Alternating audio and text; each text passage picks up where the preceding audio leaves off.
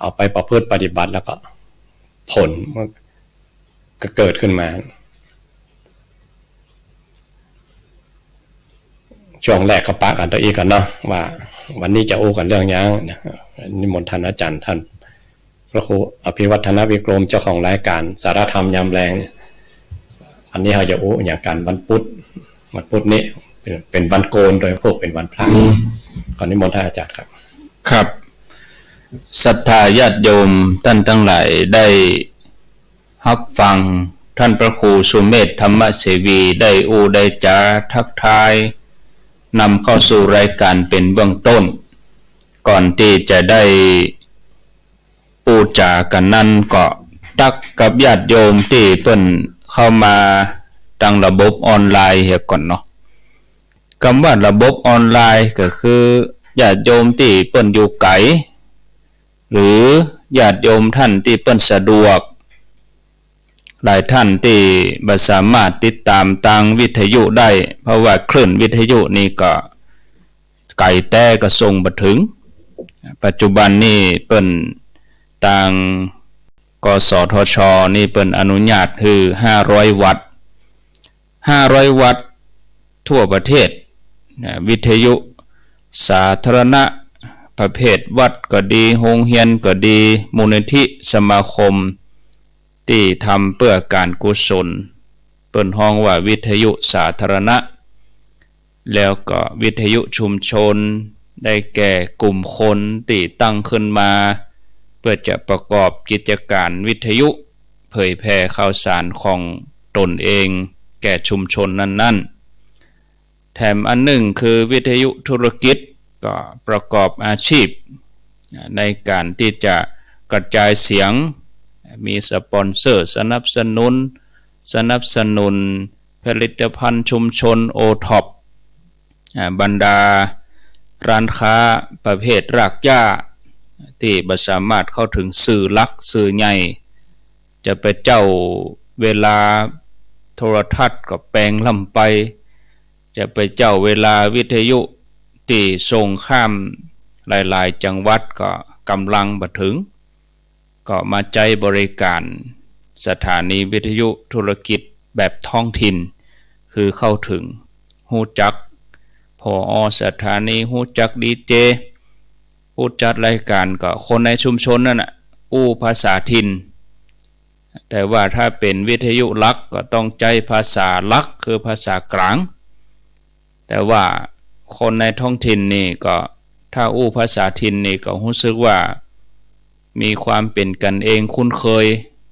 แล้วก็ประชาชนเองก็รู้สึกว่าได้เป็นเจ้าของแล้วก็มีส่วนร่วมสังเกตญาติโยมที่ติดตามรายการโทรศัพท์เข้ามาก็จะบอกว่าวิทยุของเฮาว่าอย่างนี้รายการนั้นรายการนี้คือกำลังใจแล้วก็สามารถได้แสดงความคิดความหันได้เต็มที่โดยที่บ่ต้องมีเงื่อนไขเวลาแต่ถ้าเป็นวิทยุหลักวิทยุคลื่นใหญ่นี่เวลามก5 นาที10 นาทีเนี่ยก็เหลื่อมล้ำกันไปบ่ได้แต่วิทยุท้องถิ่นอย่างเฮานี่เวลาต่อใดเป็นต่อใดเฮาก็บ่ว่ากันศรัทธาญาติโยมอย่างรายการตมาขอเนี่ย 3 โมงถึง 5 โมงเนี่ยคืออย่างเดียวธรรมะอย่างเดียวญาติโยมก็ติดตามกันแต่คนเฒ่าก็ใจจดใจจ่อเวลาชั่วโมงเนี่ยญาติโยมมาใจบ่ให้บ่ดีมอกกึ่งชั่วโมงญาติโยมลองกึดอย่างเฮาไปนั่งรออันหยังเนี่ยมอก20 นาทีนี่เฮายังบ่ค่อยม่วนหรือว่าฟังธรรมญาติโยมไปฟังธรรมถ้าบรรยากาศแห่งการฟังธรรมทั่วไปเนี่ยกึ่งชั่วโมงนี่ขวดเข็ดละแต่เฮามาฟังวิทยุเนี่ย2 ชั่วโมงญาติโยมอยู่ด้วยกันนี่บ่ใจบ่ให้บ่ดีแล้วก็การฟังวิทยุนี่สะดวกสบาย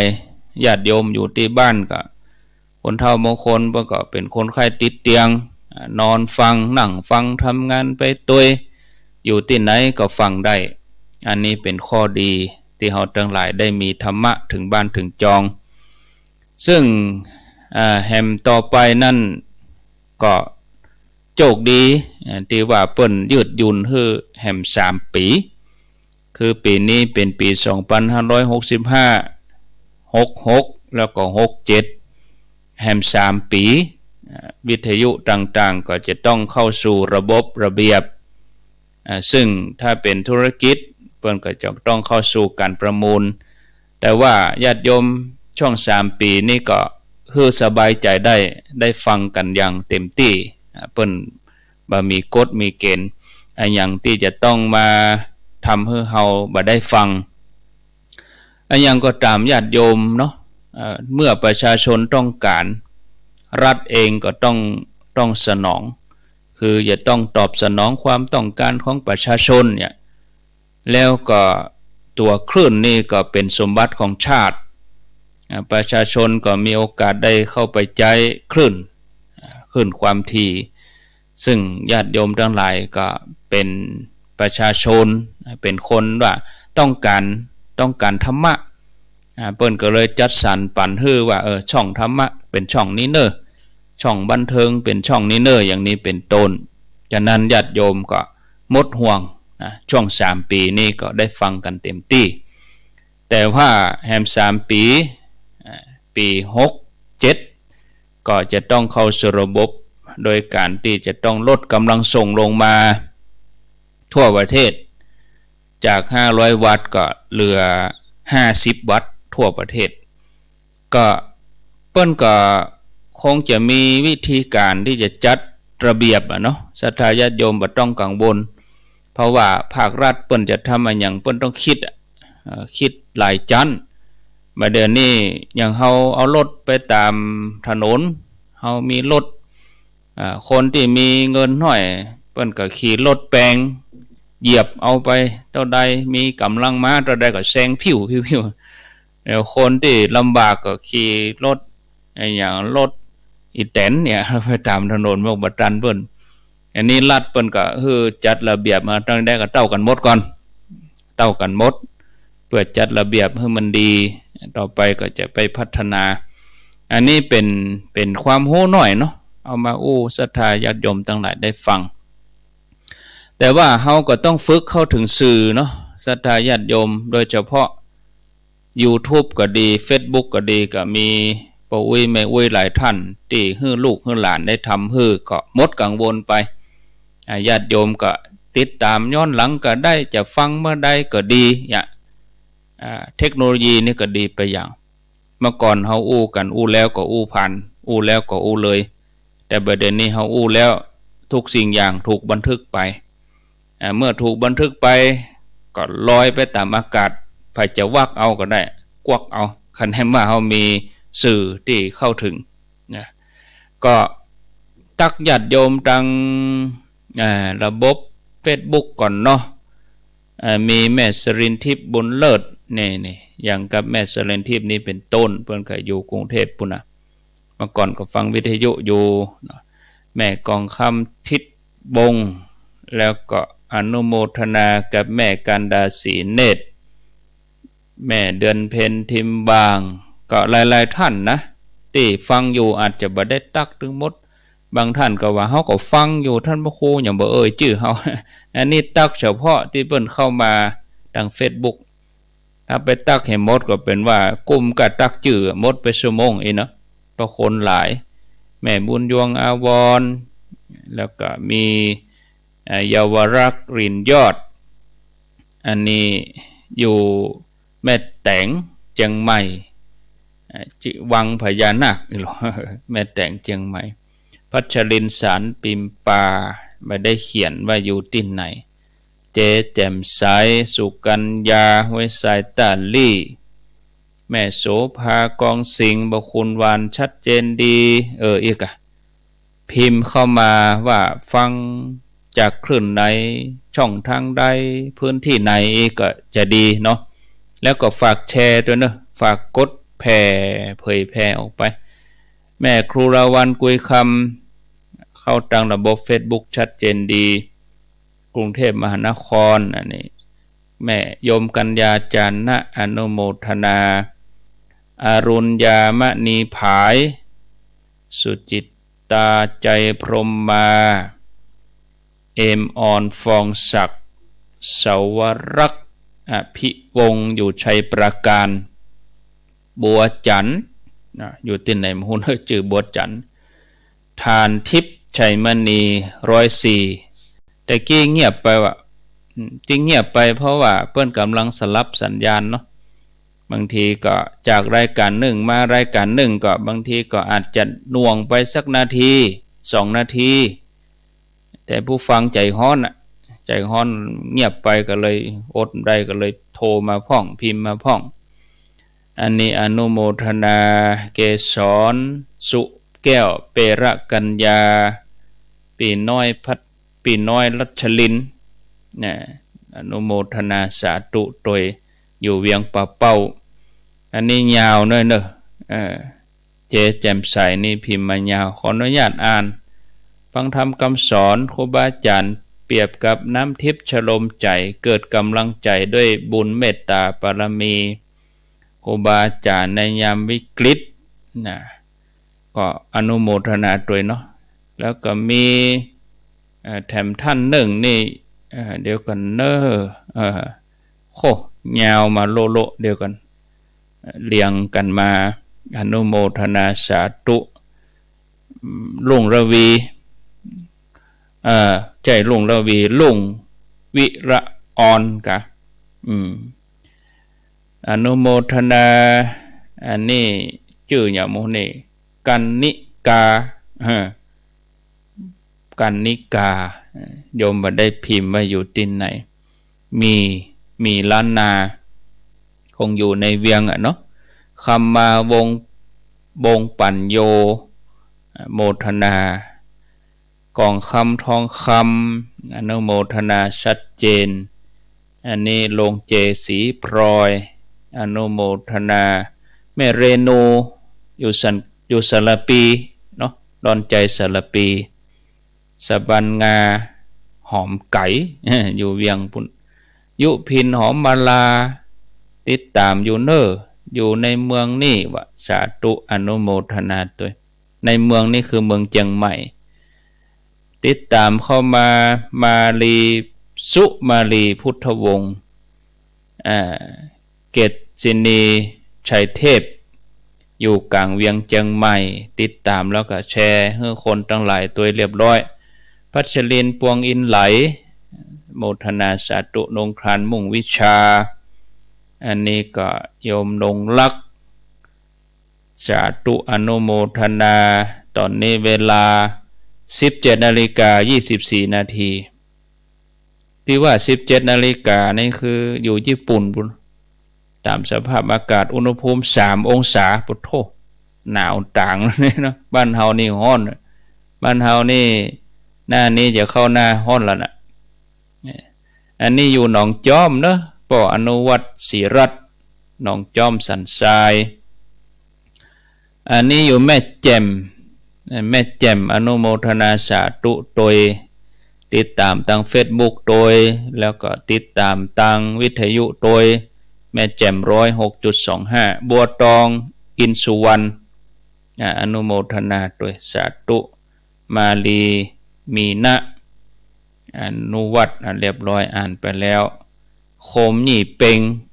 แชร์ไปแล้วอยู่โดยสเก็ตอนุโมทนาแม่นวลนิดชวชาติอนุโมทนาสาธุพี่น้องดังโดยสเก็ตก็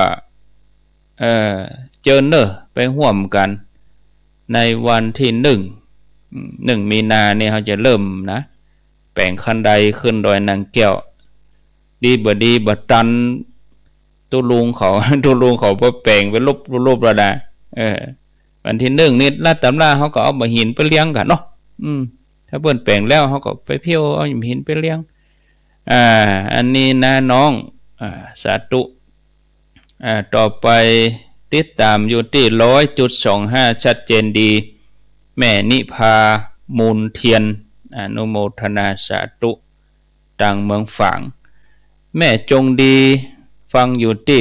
100.25 เมืองฝางพี่น้องเมืองฝางกะพุ่นเด้อวันที่22 มีนา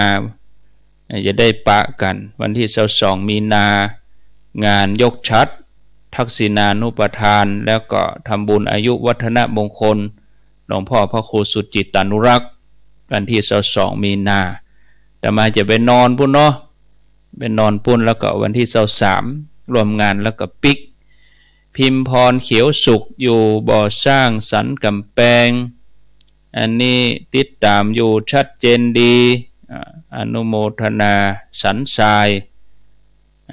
ต่อไปนี้ถ้าคนเก่านี่ขอมาอ่านแล้วเนาะสารปี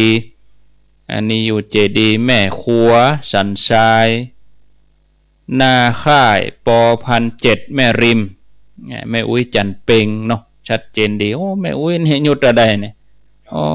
90ปลายเฟซบุ๊กนี่ชัดอยู่นี่โดอายุ90ปลายบางคนเปิ้นเฮ้ออันลูกหลานเอาใส่จอทีวีใหญ่เลยนะเปิ้นเอาใส่จอทีวีใหญ่เลยอันนี้ติดตามอยู่ฝังชัดเจนดีเนอร์ว่าสาธุเมืองฝังชัดเจนดีแม่คำแดงครองมีสาธุจบศรัทธาญาติโยมดูกะตีตักเปิ้นเข้ามาตัง Facebook นี่กะ10กว่านาทีคนที่เข้ามาใหม่ก็จะไปน้อยใจเนอะอาตมาจะเอาชื่อเอาข้อความขึ้นหน้า Facebook ทุกคนเนาะเอาได้ขึ้นได้หันคนที่ฟังวิทยุก็ถือว่าได้ตักถึงหมดก็แล้วกันจะไปน้อยใจว่าท่านพระครูชื่อกับคนนั้นกับคนนี้นี่โอ้ก่อนยังใดญาติโยมเฮาออกเป็นตัวแทนก็แล้วกันเนาะเอาละเพื่อบ่ให้เป็นการเสียเวลา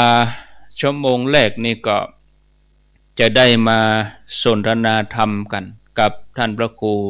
สุเมธธรรมเสวีจะอู้กันเรื่อง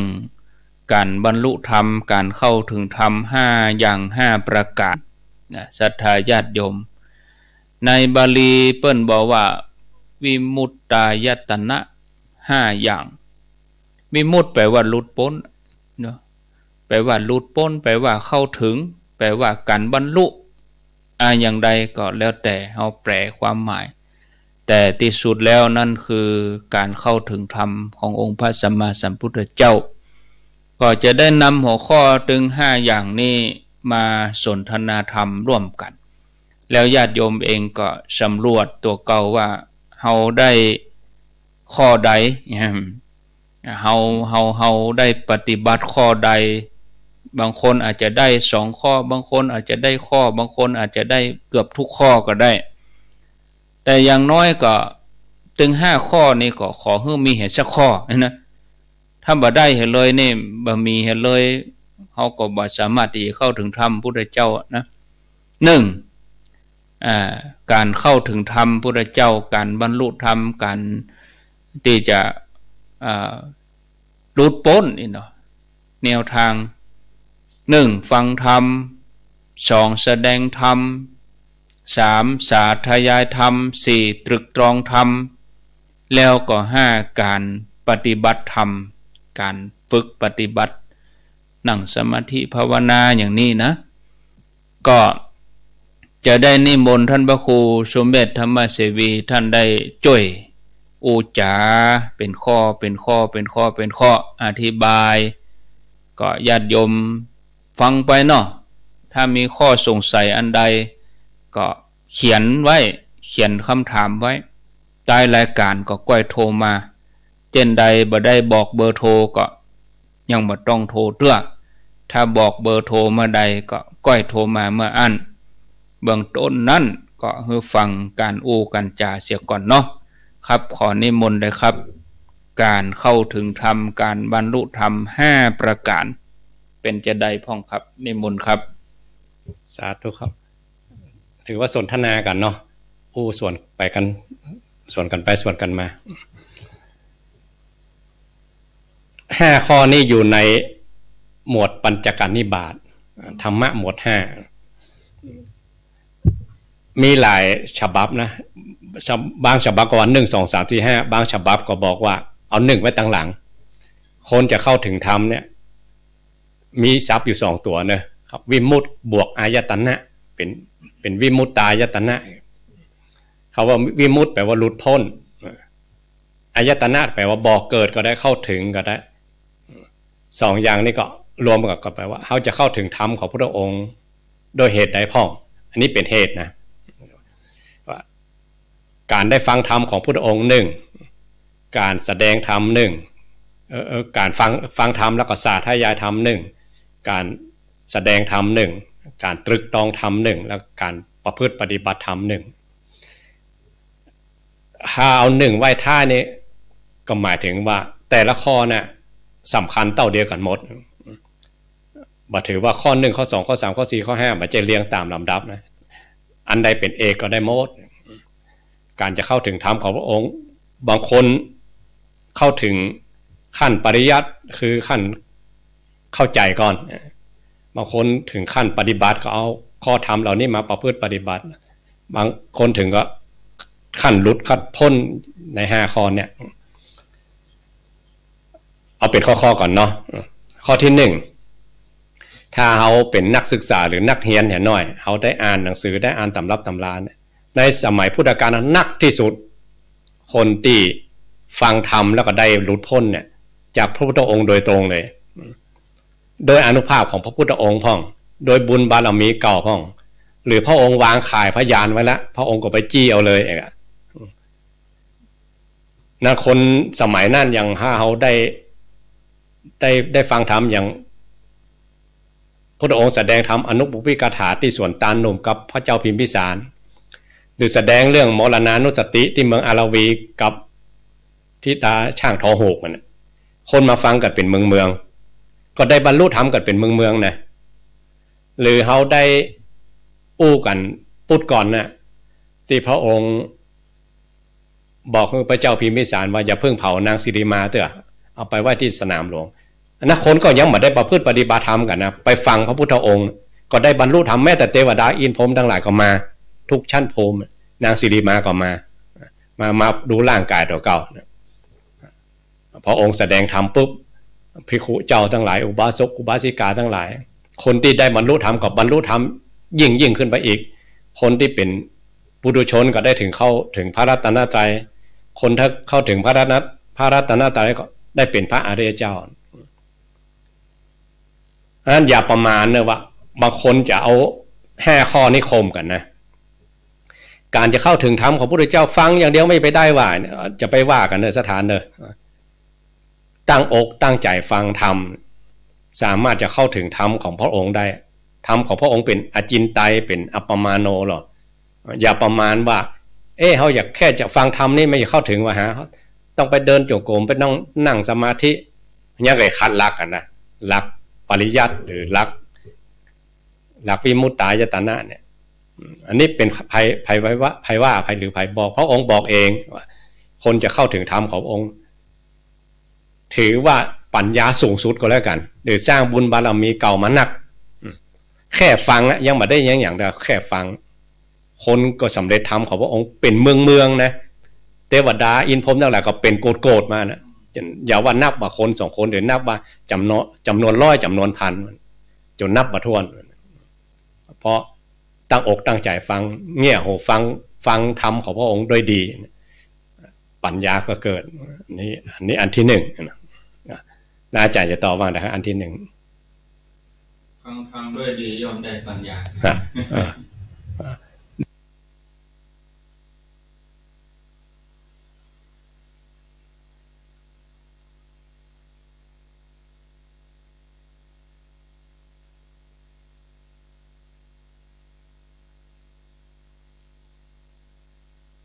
เลยอ่ะ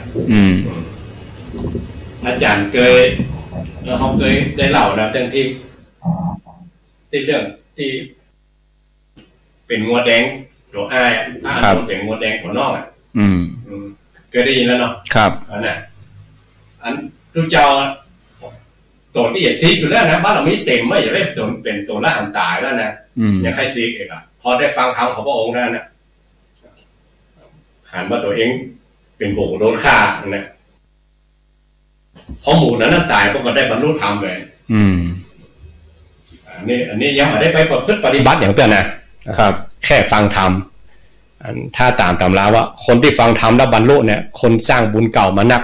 หรือได้เจอพระพุทธเจ้าโดยตรงครับเหมือนกับน้ำเต็มโอ่งแล้วดอกบัวพ่นน้ำแล้วเนี่ยดอกบัวพ่นน้ำได้แสงพระอาทิตย์กับบานเลยน้ำเต็มโอ่งแล้วใส่จ้อนเดียวก็ล้นเลยอันนี้ประเภทที่หนึ่งฟังธรรมของพระองค์ก็ได้เลยถ้ามาเทียบกับพวกเขาทั้งหลายล่ะเขาฟังธรรมทางวิทยุเนี่ยก็ดีหรือทาง Facebook นี่ก็ดีหรือเขาได้อ่านก็ดีหรือเขาฟังธรรมครูบาอาจารย์ที่เพิ่นสอนตามห้องเรียนหรือเขาฟังธรรมคาถาพันนี่เนาะคาถาพันพระเวสสันดรหรือทำเป็นพุกๆทำมาได้ก็ได้ที่หาเงี่ยหูฟังตั้งใจฟังด้วยดีนะครับนอกจากจะเข้าใจนอกจากจะเป็นบุญบารมีเป็นป้าเถยยังจะเป็นอริยทรัพย์สะสมไว้กับตัวเก่าหรือเป็นปารมีหรือเป็นพหุสัจจัญจานี้ธรรมะของพระองค์สังฆโหหรอกส่งข้อหากันได้หมดธรรมะหมดเหล่านี้ครับใครจะถึงได้ขนาดไหนก็แล้วแต่บุญบารมีของตัวเก่าอีกทีนึงเดี๋ยวหรือแล้วแต่เขาจะตั้งอกตั้งใจฟังได้เข้าใจมากน้อยเพียงไรอันนี้ข้อที่หนึ่งเนาะครับได้อย่าว่าอะไรต่อครับผู้ฟังธรรมที่สำเร็จธรรมเขาได้หันกับพระอัญญาโกฏัญญาน่ะเนาะฟังธรรมแล้วก็หู้เลยสำเร็จเลยมันต้องฟังยาวเนาะสมัยพุทธกาลฟังบางประโยค2ประโยคก็หู้ก็แสดงว่าของเก่าเพิ่นมีของเก่าอยู่แล้วครับถ้าเทียบว่านะถ้าเทียบอันนี้ถ้าเทียบว่าพระองค์เป็นชาวประมงเลยเนาะครับเวลาจะไปแตงป่าชาวประมงเพิ่นถือแหลนไปหรอถือแหลมถือลาวไปครับพวกถือแหลนนี่มันจะหั่นป่าที่น้ำใสๆสวกเอาเลยเป็นตัวเอาเลยครับเล่อย่างหนึ่งคือพวกทอดแห่ในน้ำคุณพ่อมมองเอกครับมันมีกับโดนลักโดนต่อโดนน้ำพ่องป่ามีพวกมันน้ำคุณครับอันนี้เหมือนกับพ่อองค์แผ่ขายพระยานแต่แผ่ขายพระยานแต่เช้าตรู่แล้วว่าไผ่ได้บรรลุธรรมหมดครับถ้าเขาดูตำราเช้าตรู่พระองค์จะแผ่ทุกเช้านะครับแต่คันทกุฏีคันทกุฏีกับหมายความกุฏีที่พระองค์อยู่นั่นมันอยู่ที่ไหนก็เรียกว่าคันทกุฏีหมดครับจะหอมไปโดยกลิ่นทิพย์เทวดาอินพรหมทั้งหลายเอาดอกไม้ทิพย์มาโปรยหรอเรียกว่าคันทกุฏีพระองค์จะแผ่ตั้งแต่คันเข้าดีไปถึงหมื่นโลกธาตุแสนโกฏจักรวาลทุกชั้นภูมิแล้วก็ปีกมานะจะเรียกว่าอนุโลมปฏิโลมแผ่เอาไปตั้งหน้าแล้วก็ปีกมาย้อนมาวันละครั้งละ3 รอบคูณด้วย365 วันทุกวันบ่ขาดครับ45 ภาษาแล้วพวกเขาทั้งหลายที่มาอยู่ด้วยกันเนี่ยจะได้ว่าเขาลุดขายหมดเพราะอย่างโม่เนาะบ่ฮู้นะสาเหตุใดก็บ่ฮู้ครับคนติดขายพระองค์ปั๊บก็ไปเลยครับเพราะบอกว่าอยู่ภพใดภูมิใดเนี่ยมันเกิดกำลังใจให้พวกเขาทั้งหลายเหมือนกันว่าเขาจะทำบุญทำกุศลหรือทำข้อประพฤติปฏิบัติธรรมของพระองค์ข้อใดก็จ้างภัยบ่ฮู้บ่หันแต่กรรมเขาหันนะการกระทำเขาหันหรือเทวดาอินพรหมหันหรือคนโบราณว่าฟ้าดินหันเนี่ยลืมไปอย่างนั้นถ้าเราลืมไปแล้วเขายังเวียนว่ายตายเกิดในโลกวัฏฏะสงสารพระองค์ปะหมดอะเขาจะสร้างมาอย่าได้เขาจะทำไม่ได้ในโลกวัฏฏะสงสารแผ่ขายพยานคณะเขาสร้างเหตุมาดีเด้อครับบอกว่าเขาอย่าไปอยู่จักรวาลใดบอกว่าเขาไปอยู่ภพภูมิใดที่ไหนพระองค์แผ่ขายพยานพระองค์แสดงธรรมเนี่ยข้อที่1นะพระองค์แสดงธรรมไปเลยหรือถ้ายังอ่อนอยู่พระองค์ก็คือกำลังใจนะคือไปประพฤติปฏิบัติอย่างที่เขาเล่าเรื่องพระภิกษุ30 รูปนะฟังยังมาได้แต่พระองค์เอาข้อนี้ไปปฏิบัติเรื่องภิกษุมาติกาหรือภิกษุมาตาหรืออย่างพระอานนท์อยู่กับพระพุทธเจ้าฟังก็เข้าใจนะแต่ว่ายังมาเต็มด้วยฟังก็แต่เวลาบรรลุจริงๆแค่เอนหลังนอนเท่านั้นแป๊บเดียวแต่ว่าต้นเต็มไหมเต็มแล้วเต็มแล้วเนี่ยครับพอจะได้จริงๆเรียกว่าคิปปะพิญญาเกิดครับแต่พระอานนท์ปาคนมาฟังนะคนที่นักถึงพระถึงโยมทุกชนชั้นเนาะครับตั้งแต่พระเจ้าอยู่หัวพญาเจ้าเมืองครับถึงยาจกคนขอพุ่นนะเศรษฐีก็บดีมดต้องผ่านด่านพระอานนท์ก่อนอย่างเงี้ยครับ อืม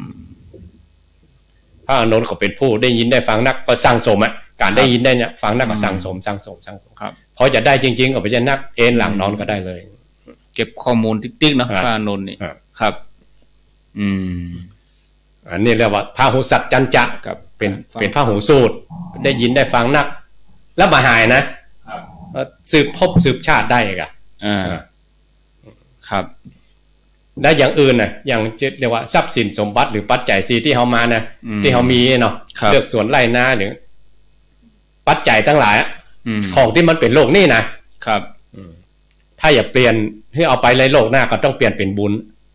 ถ้าบ่เปลี่ยนเป็นบุญก็เป็นของสมบัติในโลกนี้ครับแต่ว่าฟังธรรมของพระองค์ไม่ใช่อย่างนั้นเนอะตัวจำนี่มันไม่ใช่เหมือนอย่างอื่นนะนักวิทยาศาสตร์เพิ่นจะค้นหมดถึงเด้อคุณหมอทั้งหลายบอกว่าบันทึกไว้ที่สมองเนี่ย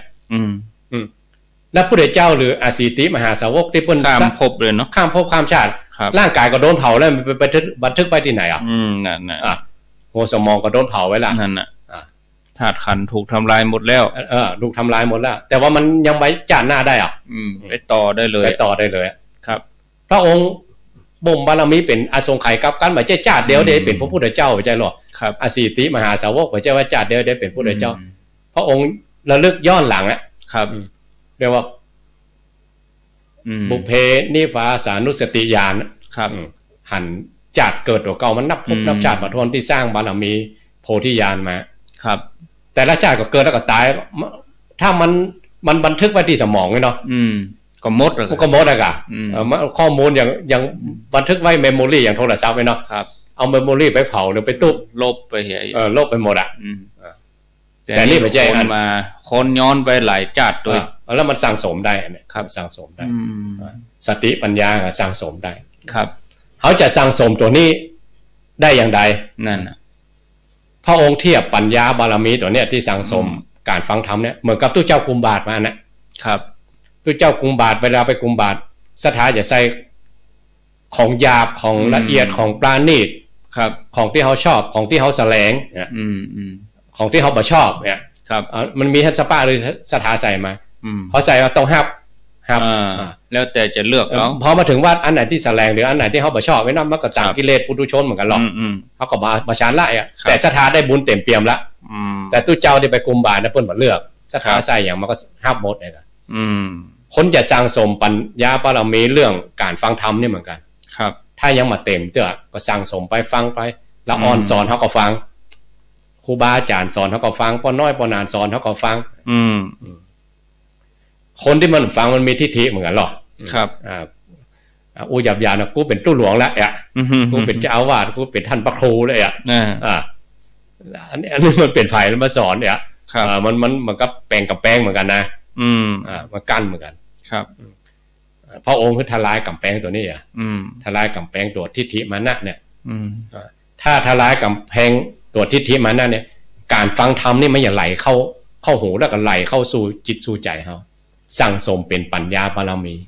สั่งสมเป็นพหุสัจจัจจะในที่สุดจะถึงความรุดความพ้นได้จบแล้วนะข้อที่หนึ่งครับข้อที่สองแสดงธรรมสาธยายก่อนมันจะสลับข้อสาธยายธรรมนี้ก็หมายความเอาธรรมของพระองค์มาท่องอย่าถ้าเขาเปิดมนต์พิธีนะหน้า47หรือทำวัดเช้าวัดเย็นเนี่ยครับทำวัดเช้าเกี่ยวเรื่องขันธ์5เนี่ยเนาะรูปังอนิจจังเนี่ยรูปไม่เที่ยงเนี่ยท่องไว้จนขึ้นใจครับหรือหน้า47ก็สาธยายอาการ32เนาะอิมัตสมิงกายเยเกสาโลมาเนี่ยท่องคือตอนแรกเนี่ยฟังยังมาได้ด้วยฟังมันผ่านหูมาได้ก็เอามาท่องแหละครับท่องหมายความย่ำคิดย่ำทำไปเอาจนขึ้นใจท่องจนขึ้นใจครับพอท่องจนขึ้นใจบุญบารมีมันก็สั่งสมเอาน้ำคนโบราณวันน้ำหยดในตุ่มทีละหยดมันน่าอย่างเต็มตุ่มได้ครับลองสังเกตเขากอกหัวไอ้นะเนาะแล้วเขาพูดไปคือเดียวเต็มเลยนะเต็มบวยก็เขาละเขาพอไม่ได้ไม่เต็มแล้วถ้าเขาจ้องอยู่หั่นน่ะแต่เขาปล่อยละไว้มุกกับเดียวละ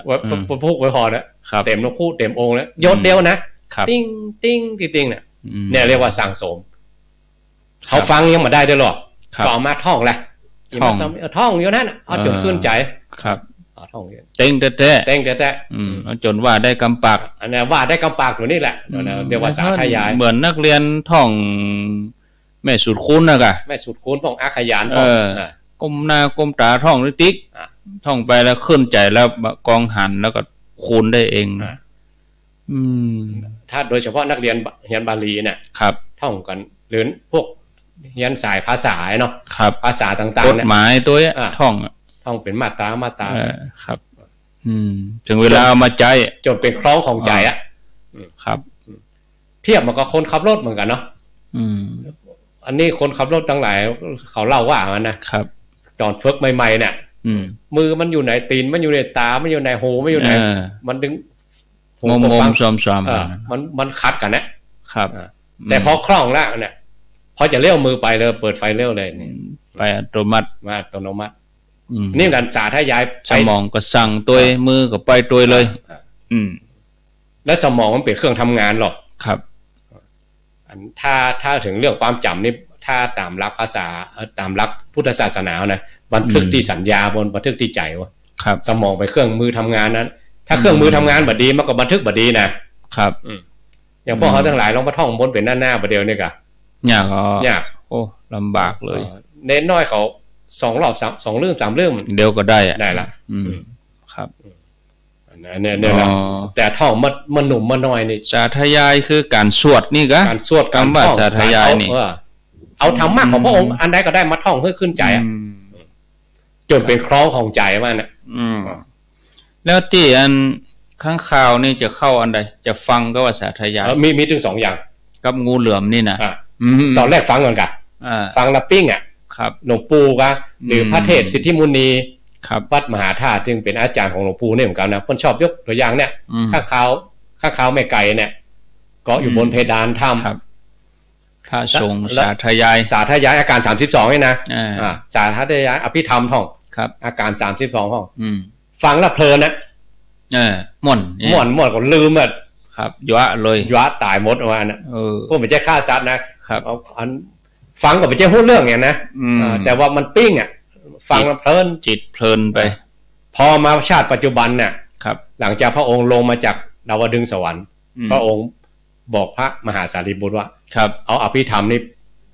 ไปสาธยาย ข ให้ องเขามีอยู่แล้ว เขามีอยู่แล้ว นี่ไปสะกิดให้หน่อย อ่ะ อืม เนี่ย เพียงแค่เอ่ย อ่ะ เนาะ เรื่องอภิธรรมเรื่องอาการ32เนี่ยนะครับ อืม หมู่ข้างขาวทั้งหลายหมู่นั่นน่ะ ได้ฟังมาแล้วเองอ่ะ อืม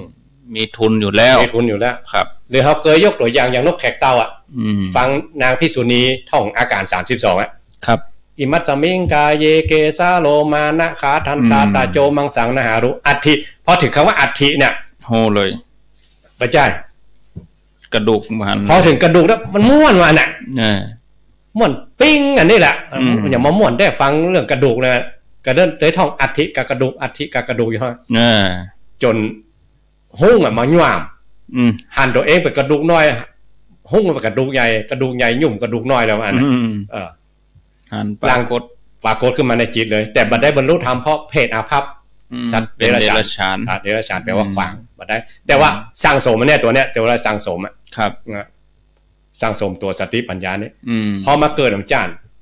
มาบวชเป็นตู้เจ้า ครับ ผ่านไปสำนักนางโลม อืม สำนักนางโลมไม่ยิงหันตู้เจ้ามายิ้ม ครับ เอาใส่เอกอะ อืม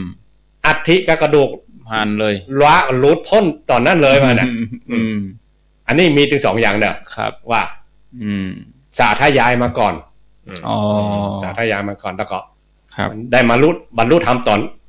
ปัจจุบันคณะอีกกันแล้วกันเนาะ อืม พอหันก็ตัวสาธยายขึ้นมาอัฐิกับกระดูกหันตัวเองก็เป็นกระดูกหันนางโลมแล้วก็เป็นกระดูกเนี่ย อืม ได้บรรลุธรรมก่อนคณะที่กุมบาทเลยฮะเนาะ เนาะ เนี่ยมันมีผลนะ มันมีผลว่าจาดก่อนตัวเองมาได้อะแต่สั่งสมมาแล้วนะครับ อืม อันนี้อย่างพวกเขาทั้งหลายเหมือนกัน แต่ถ้าเขาอย่า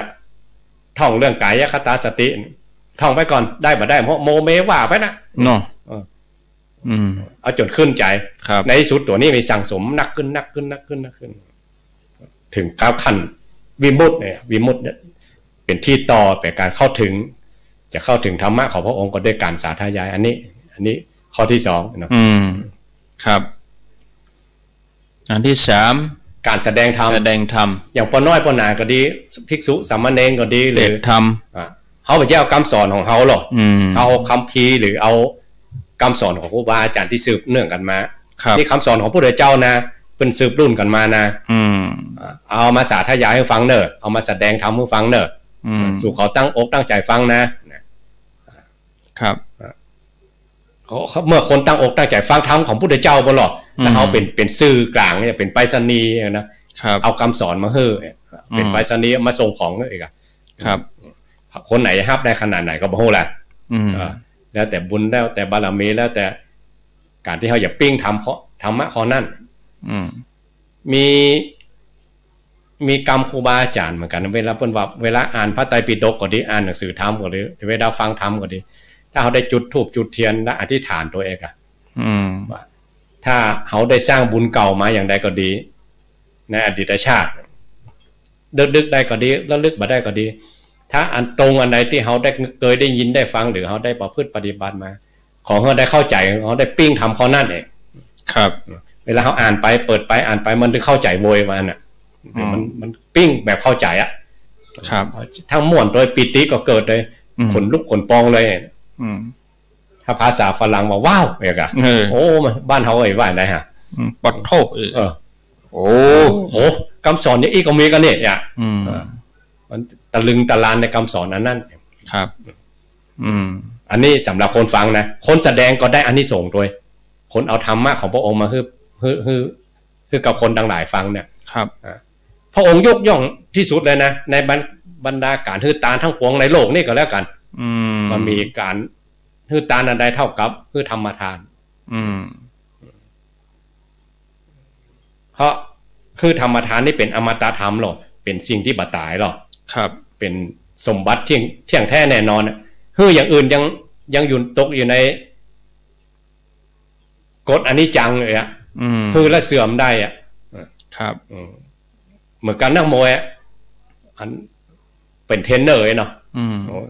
อันคือเขาชกมวยครับอันเขามีสิทธิ์ก้านได้นะถ้าเขาแก้ตัวมามันมีแช่มไหนตลอดการมันมีการโดยสังขารถ้าตอนที่ชกกันตอนนั้นก็ชนะมาตลอดแต่ในที่สุดก็ต้องปลดต้องแขวนนวมมันว่าถ้าภาษามวยเขาแขวนนวมครับนักวิ่งบอกว่าแขวนสตั๊กแขวนเกิลครับแล้วก้านสังขารคือบ่มีคือชนะแล้วยังมีโอกาสได้ก้านครับภาษากลางว่าแพ้เนาะมีชนะแล้วก็ต้องแพ้แต่เฮ้ยอมตะธรรมของพระองค์เนี่ยคนไหนชนะแล้วบักกลับมาแพ้อีกแล้วเนี่ยวิมุตติหลุดพ้นเลยตลอดกาลนานครับอนันตการเลยว่าเนี่ยจะเกิดกี่ภพกี่ชาติมีอยู่ฮะนะถ้าถึงกับคนหลุดพ้นก็อันนั้นก็พ้นกันไปครับแต่ว่าถ้ายังบรรลุบ่พ้นเนี่ยอันไหนที่ชนะแล้วก็ชนะตลอดกาลบักกลับมาก้านอีกแล้วครับอันนี้สำหรับคนที่ฮือครับเหตุใดถึงมีอานิสงส์นักปานนั่นก็เพราะว่าคนที่ได้รับคำสอนของพุทธองค์ไปเนี่ยเวลาเป็นไปต่อสู้มันต้องไปต่อสู้เองนะครับเพราะว่าคำสอนเรานี่เป็นหนทางหรือเป็นผู้ชี้ทางครับคนเดียวน่ะเป็นเรื่องของคนฟังคนเองแต่เนาะครับข้อต่อไปตรึกตรองธรรมเป็นข้อที่ 4เมื่อฟังธรรมเข้าใจดีแล้วแต่ยังมังบักขึ้นจากเอามาสาธยายครับสาธยายยังบ่พอก็เอาทำมาตึกมาคิดนะกะถ้าภาษาบ้านเขาก็ว่าครบเพื่อแตกคือเข้าใจยิ่งขึ้นไปครับถ้าว่าเขาว่าครบเพื่อแตกเนาะตึกหมหูจังย่างครับอันนี้เรียกว่าตึกตรองทำไม่อยากเข้ากับข้อที่5เหมือนตึกนักเข้านึกเอาเป็นข้อปฏิบัติอย่างเดินจงกรมนั่งสมาธิเนี่ยถ้าคนไหนทำพองหนอยุบหนอยเนาะถ้าเอากรรมแต่ละกรรมหนอมาล้วงไว้จะเต้าดอยเนี่ยโมโหนะครับเพราะมันทำย่ำคิดย่ำทำอยู่ฮะน่ะหรือบางคนท่องพุทโธท่องวันค่ำคืนท่องถ้ามารวมกันไม่สักโตเนาะขนาดไหนกัน ว่าถ้าเหมือนกับมันสมมติว่าเหมือนกับบ่หินก้อนเนาะว่าพุทโธกรรมบ่หินวางกรรมพุทโธกรรมบ่หินวางกรรมจะเต้าดอยนี่ก็บ่ฮู้ว่ากรรมหนึ่งกรรมหนึ่งเรียกว่าภาวนาทำให้เจริญยิ่งขึ้นไปย้ำคิดย้ำทำอยู่หั่นน่ะแต่พวกเขาทั้งหลายส่วนมากเขาทำแบบไฟไม่เฟืองเวลาศรัทธาก็ศรัทธายิ่งยวดเองอ่ะครับทำจนมาย่างปันค่ำขึ้นหุ่งแต่ทำได้สักกรรมย่างแล้วเนี่ยมันบัตลอดมันบัตลอดมันบัตเสมอต้นเสมอปลายคำว่าเสมอต้นเสมอปลายหรือตลอดครับหรือมีกรรมอย่างมีอย่างก็ที่วันที่ทำอย่างเสมอต้นเสมอปลายลืมไปละครับทำบอกหูจังย่างอย่าทำแบบไฟไม่เฟืองประพฤติปฏิบัติก็ขอให้ทำให้ตลอดอย่างเงี้ยอย่าไปย่างครับบางเข้าใจก็ย่ำคิดย่ำคำตึกอยู่ฮะนะประพฤติปฏิบัติ5 อย่างนี้ครับบางคนอาจจะมี2 อย่าง 3 อย่างบางคนอาจจะครบหมดก็ได้บางคนก็อย่างเดียวก็ได้ขอให้มีอย่างใดอย่างหนึ่ง5 ข้อนี้ถ้ามี1ตามหลังนะครับฟังธรรม1สาธยายธรรม1แสดงธรรม1ตึกทองธรรม1แล้วก็ปฏิบัติธรรม1เหล่านี้สามารถจะเข้าถึงธรรมของพระองค์ได้หมดแต่อาจจะข้อตั้งหลังขึ้นมาก่อนบางคนอาจจะฝึกเลยแล้วมาฟังมาลุ้นเนาะถ้าคนไหนไปปฏิบัติกับหลวงปู่นะหลวงปู่มาให้ฟังทำทวนญาณก่อนนะมาให้ฟังปฏิบัติไปก่อนให้ปฏิบัติไปก่อนได้กินก่อนแต่ว่าต้องรู้แนวทางนะครับมันก็หลวงปู่จุงมือเตียวไปกะทำเตียวมานี่แล้วก็พอไปผ่านอย่างพ่องครับจะเล่าสภาวะให้หลวงปู่ก็บอกไปฟังทำทวนญาณเนอะครับมันเป็นจากเขาที่เขาประพฤติปฏิบัติมาอย่างอีโล่เนี่ย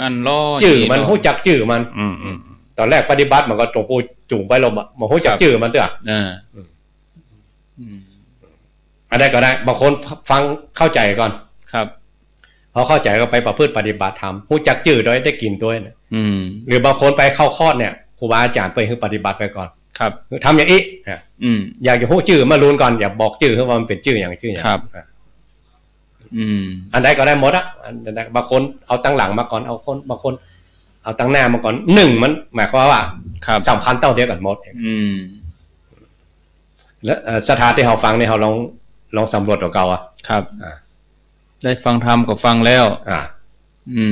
สาธยายธรรมก็ไปสวดมนต์ก่อนสาธยายเช้าเย็นตึกตองพิจารณาแล้วก็อันแสดงธรรมนี่สำหรับครูบาอาจารย์ที่เพิ่นเรียนปริยัติมาหรือศรัทธาไปบอกให้ลูกหลานตามสมควรแก่ภูมิรู้ของเขาครับสุเขาไหว้พระอรหังสัมมาอิติปิโสเนี่ยแนะนำบอกกล่าวเพราะกุศลจิตเกิดสำหรับคนที่ได้รับการแนะนำจากเขานะถ้าเขาไปปฏิบัติเนี่ยเป็นบุญของเขาเลยครับอ้าวสาธุ4 โมงแล้วครับ4 โมงละ4 โมงพอดีหมดไปชั่วโมงเว้ยเนาะพอดีมีคำถามปัดได้ครับคำถามโยมโทรไม่ใช่โทรกับโยมพิมพ์มาบอกว่าเป็นฆราวาสสามารถที่จะบอกกล่าวติเตือนติติงภิกษุที่เปิ้นปฏิบัติหลงผิดไปจะได้ก่อจะเป็นบาปก่อเนาะถ้าเตือนบ่ได้ไผจะเป็นผู้เตือนเพราะคนอื่นนี่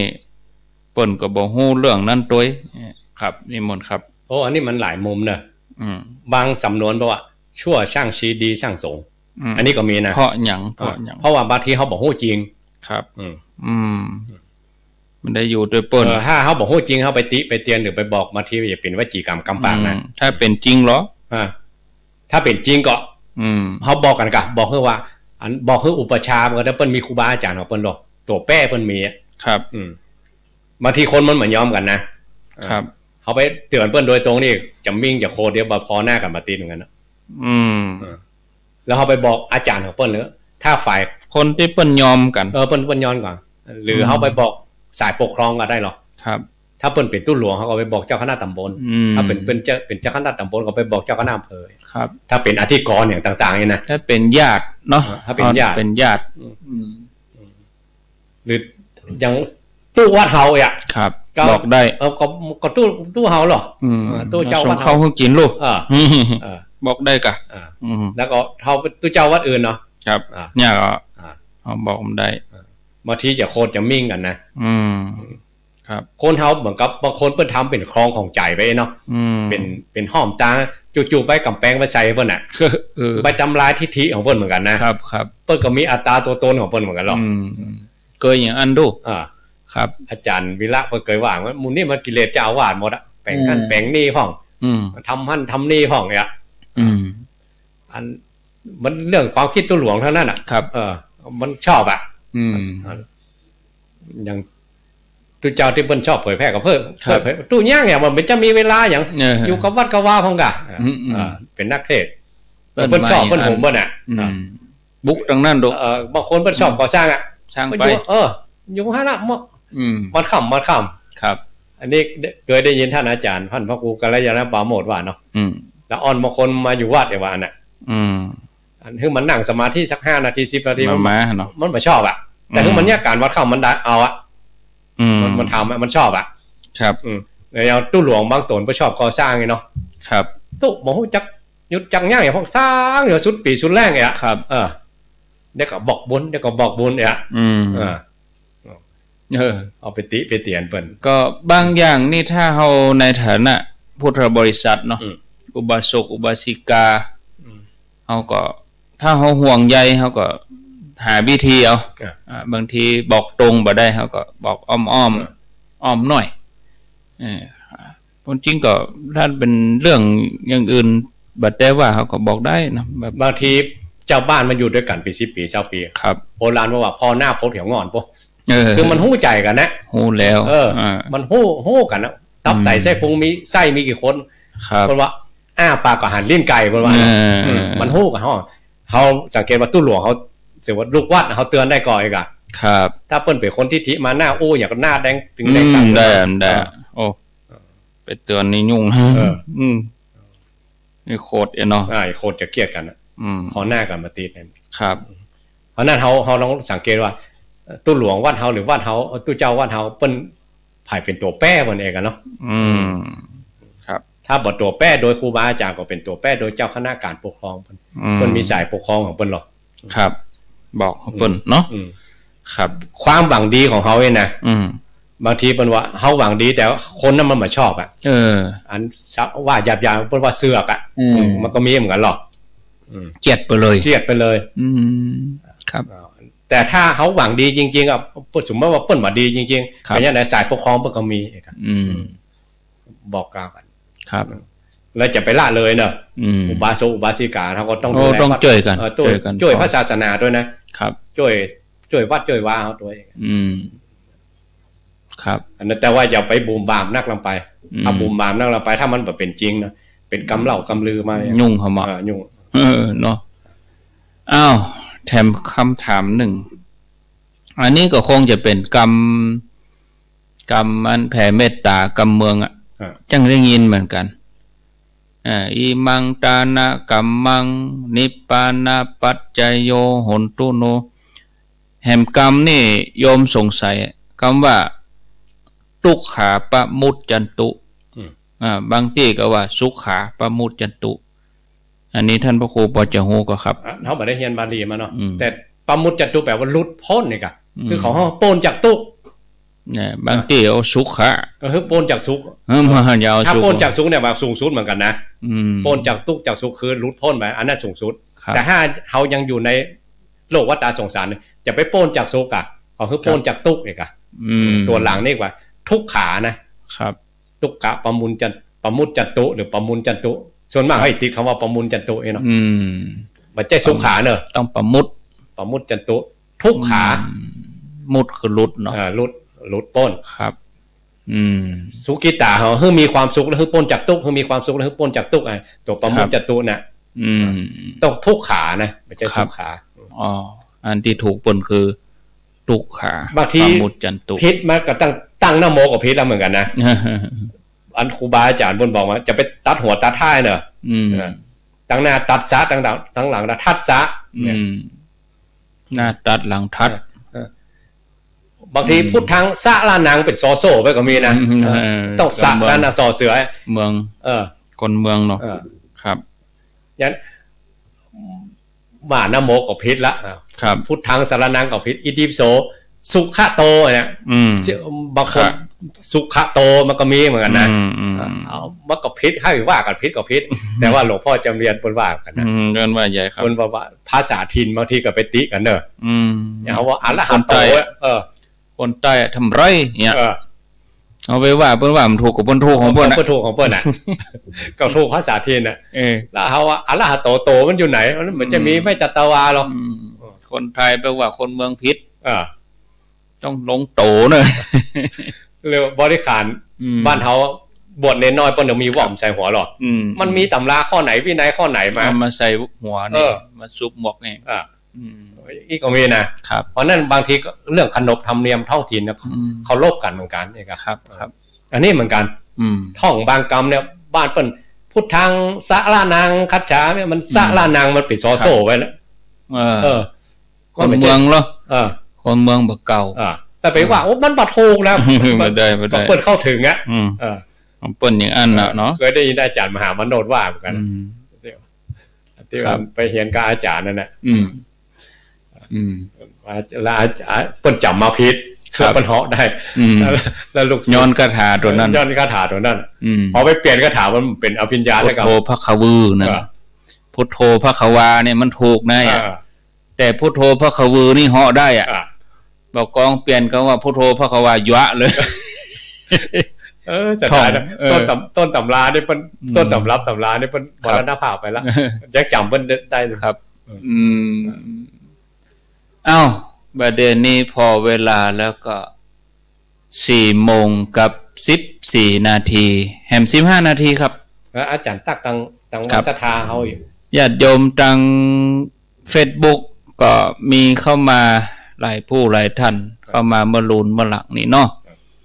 ก็ตักเหตุสัก10 นาทีแล้วก็กำเดียวจะได้เปิดสายญาติโยมทั้งหลายที่จะถามก็เขียนไว้แล้วก็โทรมาสำหรับการโทรนั่นก็อาตมาบอกเบอร์ใดก็ให้โทรเบอร์นั้นถ้าบ่ใจเบอร์ที่บอกก็บ่ต้องโทรบางทีก็อาจจะไปสลัมไปที่ครูบาอาจารย์ตนอื่นเนาะ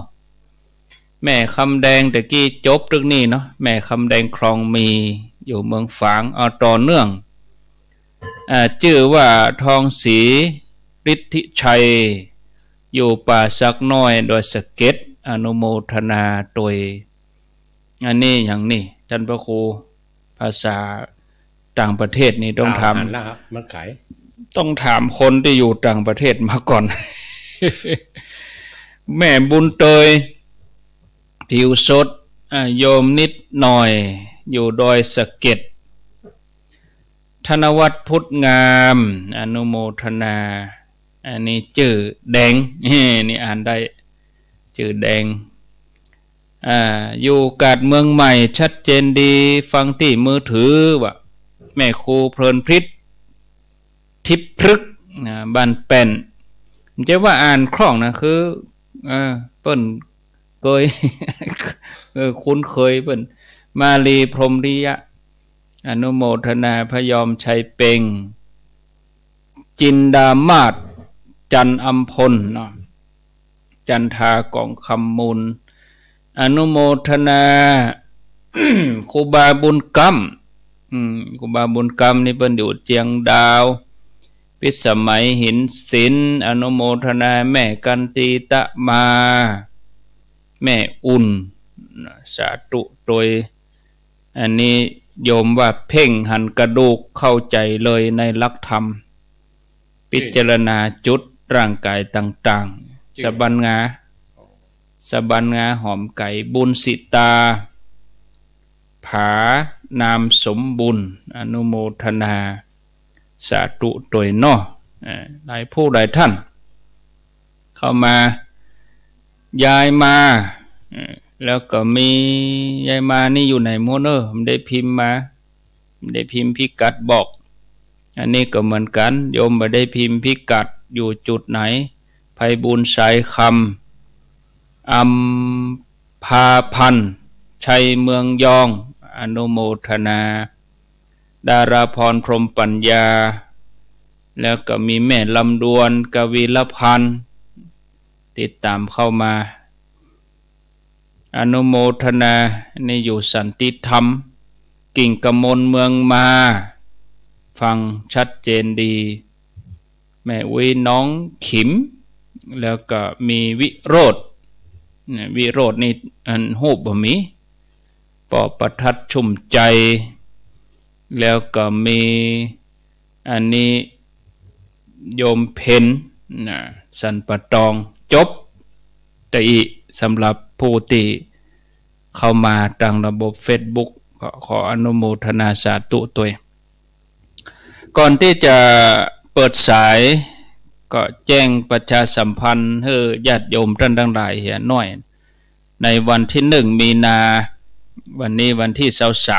23เดือนกุมภาพันธ์นี่มีอยู่28วันหรือเวลาแถม5วันก็จะสิ้นเดือนในวันที่1 มีนานี่ก็เชิญชวนญาติโยมเขาไปร่วมสร้างประวัติศาสตร์ร่วมกันไปแปลงคันใดขึ้นม่อนพระศรี2 เมืองเพิกทางใต้นี่แล้วละเดี๋ยวนี้ก็ข้างเพิกทางเหนือคือฝั่งเจียงไฮ้ก็อันเก่านะก็คนเฒ่าเดินบ่สะดวกล้มลงพ่องพเลิดลงพ่องคนเฒ่าตกคันใดก็มีก็เลยแปลงใหม่ทางอุทยานเปิ้นก็ไปจีเขตจีแนวเฮืออย่างสวยสดงดงามเปิ้นอนุโลมอนุญาตเฮือได้แปลงก็ระดมกันแปลงศาลาก็ไปแปลงที่นี่ศรัทธาเขามีส่วนร่วมเอาไปติวปูนด้วยกันจะเริ่มเทตึงหมดอยู่45ขั้น49ขอโทษเฉลี่ยได้49ซี่จับพอดีญาติโยม49มันนึกถึงเข้าที่เขาจะกลเข้ามารูปญาติ49ก้อนขั้นใดก็ได้49ขั้นพอดีว่านั่น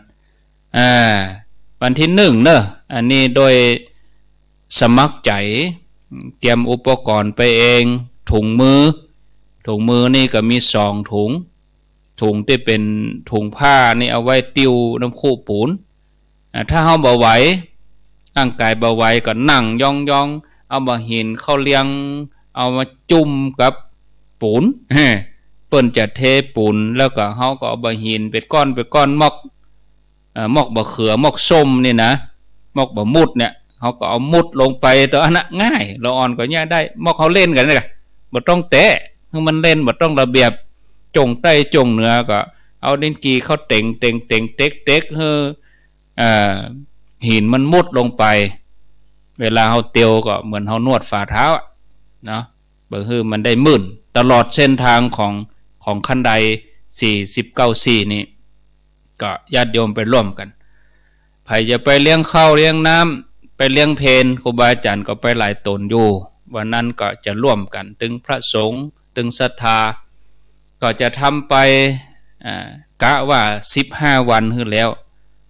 เดี๋ยวนี้ศาลาเนี่ยได้7วันก็แบ่งซี่เรียบร้อยละบางส่วนที่มันยากเปิ้นก็เทตีง่ายๆนะจะให้ศรัทธาไปช่วยกันก็ได้เอาบะหินไปเลี้ยงเหี่ยก้อนก็แล้วใจเนาะเอาบะหินไปใส่เหี่ยก้อน2ก้อนนอกจากจะแปลงคันใดแล้วจะแปลงหาวกำตัวหาวจับให้คนเฒ่าได้สาวขึ้นบ่ต้องคนเฒ่าคนหนุ่มด้วยหาวนี่เฮาจะแปลงตึงเพิกตั้งใต้ตั้งเหนือเพิกตั้งใต้ก็ฝั่งเชียงใหม่เพิกตั้งเหนือก็ฝั่งเชียงไฮ้แปลงราวจับเนาะศรัทธาญาติโยมก็งานก็ใกล้เข้ามาเข้มข้นเข้ามากำน้อยก็งานที่เก็บรายละเอียดก็ประเดี๋ยวนี้ช่างเปิ้นมาปิดทององค์พระศรี2 เมืองละคัดสีคัดหยังเรียบร้อยแหมสักประมาณ4 วันนี่พระก็เรื่องอารามปิดทองเรียบร้อยทั้งองค์ช่างก็ติดไฟเพิ่มแล้วก็ไฟส่องพระธาตุเจดีย์ประมาณต้นเดือนนี้ก็จะเริ่มทำ4เจดีย์ตัวเนาะถ้าวันนั้นเขาไปกันหลายแบ่งคนที่มีแหงกำลังคนหนุ่มก็จะได้ช่วยกันเอาแผ่นศิลาแรงเอามาเรียงไว้รอบเจดีย์เนาะเป็นแผ่นศิลาแรงเก่าของปุ้นเอาก็เอาไปที่ไหนก็เอามาเรียงปูพื้นรอบเจดีย์ก็ได้ร่วมด้วยช่วยกัน ถ้าเราไปกันหลายก็วันเดียวแล้วดีบ่ดีก็วันเดียวแล้ว วันที่สองที่สามก็ศาลาก็จะเก็บงานเองงานจะเสียมกางานจะตกแต่งงานจะแปลงอย่างอื่นนั่นศาลาศาลาเพิ่นเนี่ยแต่หมู่เฮาก็ไปเนี่ยไปทำร่วมกันเนาะก็ขอเชิญชวนศรัทธาญาติโยมท่านทั้งหลายด้วยในวันที่1เนอะ1มีนา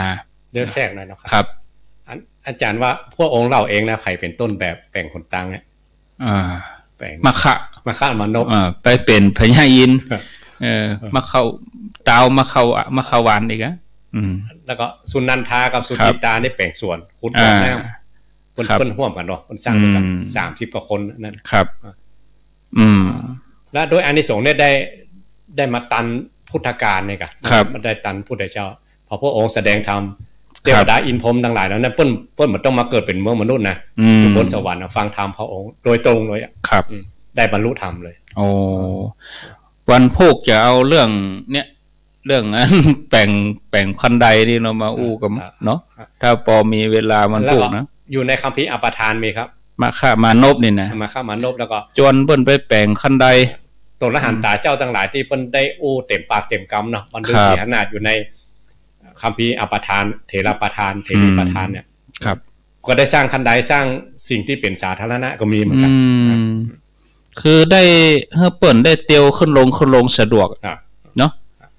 อันนี้สงคือหยังบางคนก็ถ้าว่าใครโอ้ถึงเรื่องการค้าการขายอย่างน้อยก็คือสะดวกสบายอ่ะเอาไปที่ไหนบ่ติดข้องที่ไหนแต่ถ้าอู้ถึงอันนี้สงที่หันแต้ๆก็คือความสะดวกเตียวสะดวกอ่ะ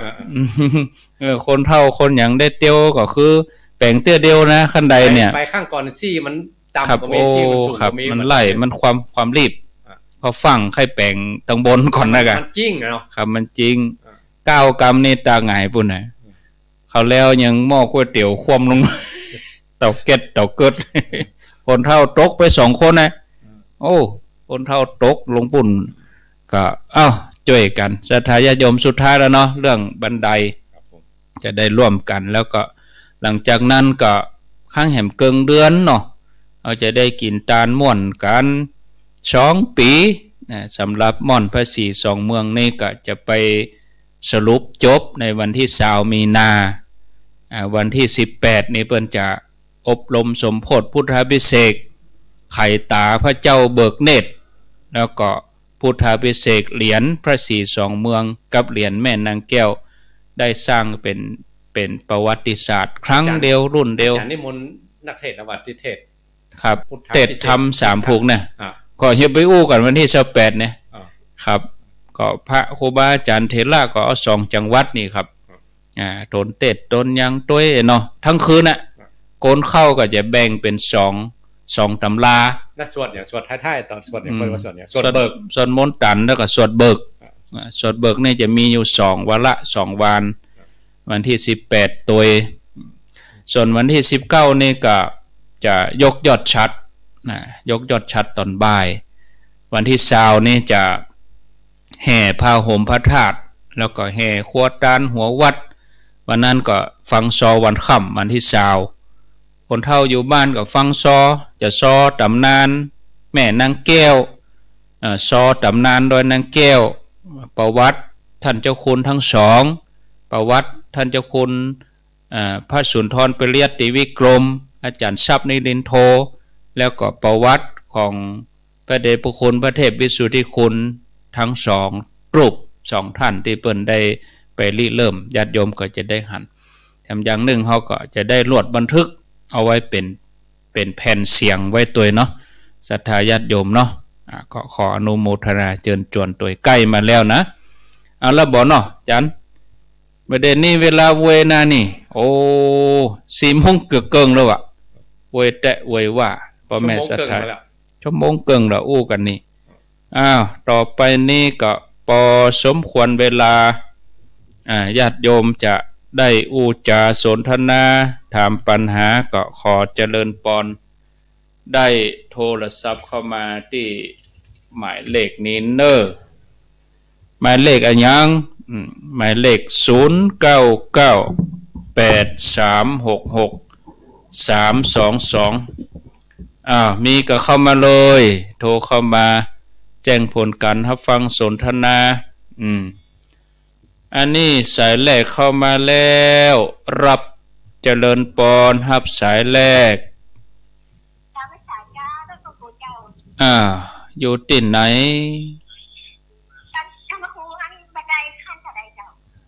ฮะสี่ละปัน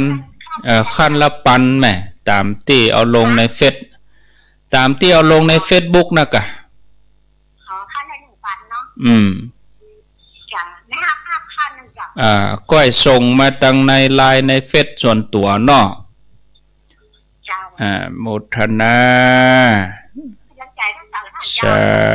ธุสายต่อไป0998366322คงจะบ่เอาชื่อมาอ่านในรายการเตือนเนาะเอาไว้เฉพาะรายการที่อาตมาจัดเดียวคือมาเจ้ากับเมื่อคืนเนาะรายการที่จัดในช่องมาเจ้านี่ยังแขวนน้อยดูตั้งเจริญปอนนมัสการท่านพระครูทั้งสองตัวเจ้าจากตังใดจะถามคำถามน้อยเจ้าท่านเจิญเลยสันทรายกะเขาว่าที่ไหนฮะลุดไปเห็นล่ะจะถามคำถามน้อยลุดไปเห็นวะเอามาใหม่0998366322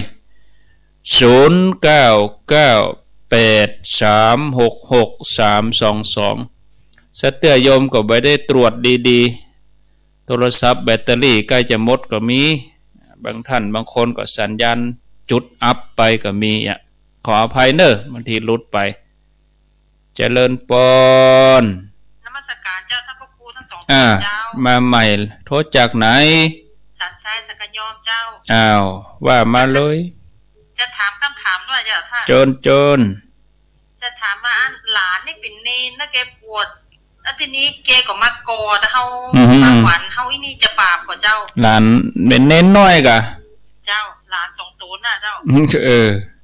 บวชเมินกะเขาบวชจุงบวชจุงบ่ได้ความเป็นละอ่อนความเป็นละอ่อนดูเจ้ายึดฟังตอบคำถามแล้วเจ้าเดี๋ยวรอฟังเนอะโมทนาอันนี้เหมือนกันเหรอเวลาอาตมาไปคุมเนนฤดูร้อนแม่ยังเอามือลูบหัวเนน แม่นะเจ้าเป็นอย่างถ้าหลานถ้าอย่างเนี่ยเจ้าไปแม่ไปเอวหาลูกเนนฤดูร้อน10 ขวบเนี่ย11 ขวบเนี่ยเขาก็เพื่อก็ถือว่าเป็นลูกของเพื่อนนะเนาะเดี๋ยวรอฟังคำตอบเจริญปอนว่าจะได้จะม่วนขนาดเนาะชุดไทย18 19 สาวนี่นะต้อมแล้วต่างไปนอนแหมอยู่พุ่นเลยนอนเลยไปนอนเลยเอาเต้นเอาครัวอย่างเฮานอนกันเมื่อก่อนนะกะเอาไปนอนงานนะกะ2 วัน 3 วันนอนโน่ม่วนเสียงก้องเสียงกองเอาแห่ไปแห่หั่นเลยของปู่จาแห่ดอยหั่นตึงมงเลยเจริญปอนจากที่ไหนโทรจากตังใดเรียนที่เฮาจะจองนั่นน่ะเจ้าได้ดอกบ่ได้เนาะมีจองแล้วบนมดเขตแล้วไปปู่จาที่งานได้อยู่ที่ไหนนี่คืออยากให้รู้ว่ามันมีไปปู่จาเอาไปทำบุญไปร่วมเอาที่หน้างานวันที่19ชาวปุณเนอร์ใช่ข้าเจ้าเท่าแล้ว80อยู่บ้านอยากให้ได้ก็อยากจะสั่งก้อยอู้หลังไม้เนอะก้อยโทรหลังไม้เนาะเบอร์เนี่ยหลังไม้เอาเนอะสาธุเขาต้องมาถามที่อยู่แหมต้องมาสะกดชื่อที่อยู่อันยังเบอร์โทรอันยังถ้าอู้ในรายการมันก็กินเวลาคนอื่นเนาะคนอื่นจะโทรเข้ามาเอาไว้หลังไม้เหรียญนี่เปิ้นปิด รับละแต่ว่าญาติโยมก็ฮือไปทำบุญร่วมบุญที่หน้างานบุญเอาเจ้าว่าเจ้าพ่อ19ซาวนะฮับไปถึงปีใหม่เมืองบุญหรือตลอดที่เขาไปม่อนพระศรีสองเมืองเขาไปส่งน้ำแหมเตื้อก็วันเข้าว่าสายแหมค่ำก็จะไปร่วมแถมก็ไปปูจ้าบุญแถมก็ได้นำบักคัดข้องแต่คนเฒ่าคนแก่ที่เปิ้นไปบ่ได้นี่เขาต้องมีวิธีต้องส่งไปเสนีย์ให้เปิ้นมันก็ต้องบริหารจัดการอันนั้นก็ไว้แหมกรรมเนาะเอาไว้หลังแล้ววันที่20นี้จบวันที่20นี้หมู่ที่ว่าเก็บตกหมู่ที่จะฮื้อส่งไปเสนีย์ก็ก้อยว่ากันอันนี้ขอจัดเรื่องคนที่เปิ้นจองเปิ้นหยังเห็นเรียบร้อยก่อนเนาะอ้าวเจริญปอนไว้สาเจ้าทัดพระภูตั้ง2ลูก2ดวง2องค์เจ้าเป็นปะเป่าเจ้าว่าจะได้มีคำถามได้เจ้าเจิญเลยเจ้าซึ่งคำสอนของพระพุทธเจ้าเนี่ยมีแก่คืนที่ธรรมขันธ์เนี่ยว่าจะฟังก็โสดเองคนเดียวเนี่ยแล้วก็ฟังคือพระพุทธเจ้าคือสูงคือองค์แล้วแต่เนี่ยจะฟังอันนี้สูงอันใดจะเด็ดมากกว่ากันเจ้าขอได้เกี่ยวกับคำอันนี้ส่งของการสวดก็ว่าอันนี้ส่งการปฏิบัติอย่างใดแม่เจ้าคือว่าฟังคือสูงคือองค์นี่การฟังน่ะกะอันนี้ส่งโจทย์คนเดียวของคนเดียวเนี่ยเจ้าฟังเปิ้นสวดกับสวดคนเดียวรอฟังในวิทยุเนอะสาธุอ้าว0998366322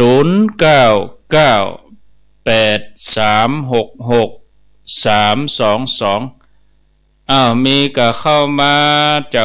จะจ๋าก็ขอเจริญปอนโทรเข้ามา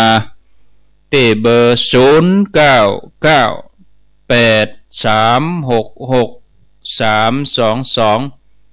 ก็ญาติโยมจะถามคำถามก็เขียนไว้หรือว่าเรียบเรียงดีๆเนาะเรียบเรียงคำถามไว้ดีๆจะถามเรื่องอันใดถามวนไปวนมาก็ทำเมื่อจะมางงได้เหมือนกันนะถามเจริญปอนโทษจากที่ไหนแม่บ้านนันทรามาคือสารรู้ถึงเรื่องแบบลุงก็ค่อยถามตอนนั้นเดี๋ยวมันเรียกว่าแล้วมันเลนน้อยอ่ะตะกลางมาอยู่ใหม่ดูมันตีเตี้ยนเนาะแล้วต้องเขาทำแย่งหนังรูโยมกับล้างคันใดเนี่ยแกก็ชูคนล้างเลยแล้วโยมก็ว่าเน้นโยมแม่ขอไปแล้วโยมหน่อยนะล้างเท้าหน่อยในได้พอเนี่ยก็กะอยู่ว่าแล้วมันจะเป็นดาบหาทางโยมแม่ขนมไปกินนะกินได้ไป4-5 แว่นนะเล่นกับแม่หอนขนมโยมแม่แล้วขนมคอยทานโยมก็ว่าของยายเนาะแล้วยายถือเป็นเล่นนายเนี่ยยายจะติดตาแบบนี้เป็นเหมือนคนขยันโยมก็ไม่ได้หาปอน้ำหาคนนะมันแบบว่าโยมน้ำมันปูดีสีเองค่ะแล้วโยมบอกว่าพวกเล่นรีบไปก่อนโยมแม่จะล้างทำไงถ้าตกละมือโยมกับโวยอันคู่หาส่งเล่นกับโลกเขาไปขวางน้ำโอ้โยมกับหัวมันเอาเนี่ยได้เนาะจ่อจะจับจะถามด้วยอ่ะโอทนาจะเลินปอนจากที่ไหน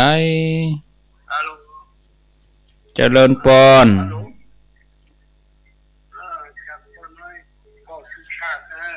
ปอสุชาติอยู่ที่ไหนวัดป่าแดงจะขอถามหน่อยป่าแดงเมืองฝางบุญกะไม่อายกะได้ยินคนจวดกับกูตัวเรียกว่าทุกขะประมูลเปลี่ยนตู้หรือว่าทุกขะประมูลอยู่ป่าแดงหลังมอฮะป่าแดงมหาวิหารก็ไปได้กี่หรอประมุตจันตุประมูลจันตุน่ะประมูลหรือว่าประมุตสนทนากันไปได้กี่ละกูเจอนี่ได้ยินคนจวดกันคือประมูลจันตุประมุตแปลว่าลุดไปเลยปนไปเลยอ่ะเดี๋ยวฟังรอบเนาะทุกขะหรือว่าสุขะก็ไปแล้วนะแต่กี้มได้ฟังกันก็แต่ ะกี้มได้ฟังกันกาเดี๋ยวเอาทวนทำกรรมเนาะยังสงสัยอยู่เนาะเดี๋ยวแสดงว่าเปิ้นก็หามาไล่จับก้าอู้เรื่องอันประมุตจันตุกับสุขขาทุกขานี่10 กว่านาทีก่อนนะมันเป็นยังไปส่งการหลวงแล้วก็ปิกไปส่งผมกำได้อยู่ เจริญปนจากที่ไหนฮะโทรจากแม่บัวคำแม่เมาไม่งอนนะแม่งอนนั่นไม่งอนที่เล็กฝางเจ้า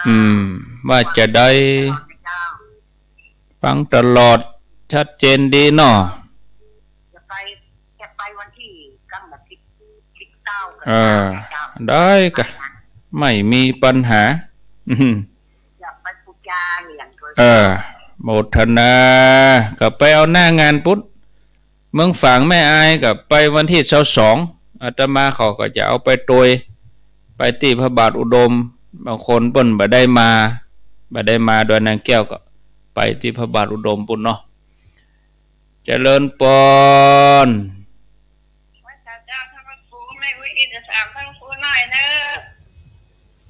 ว่ามาเลยไปกินไปตาน่ะเวลา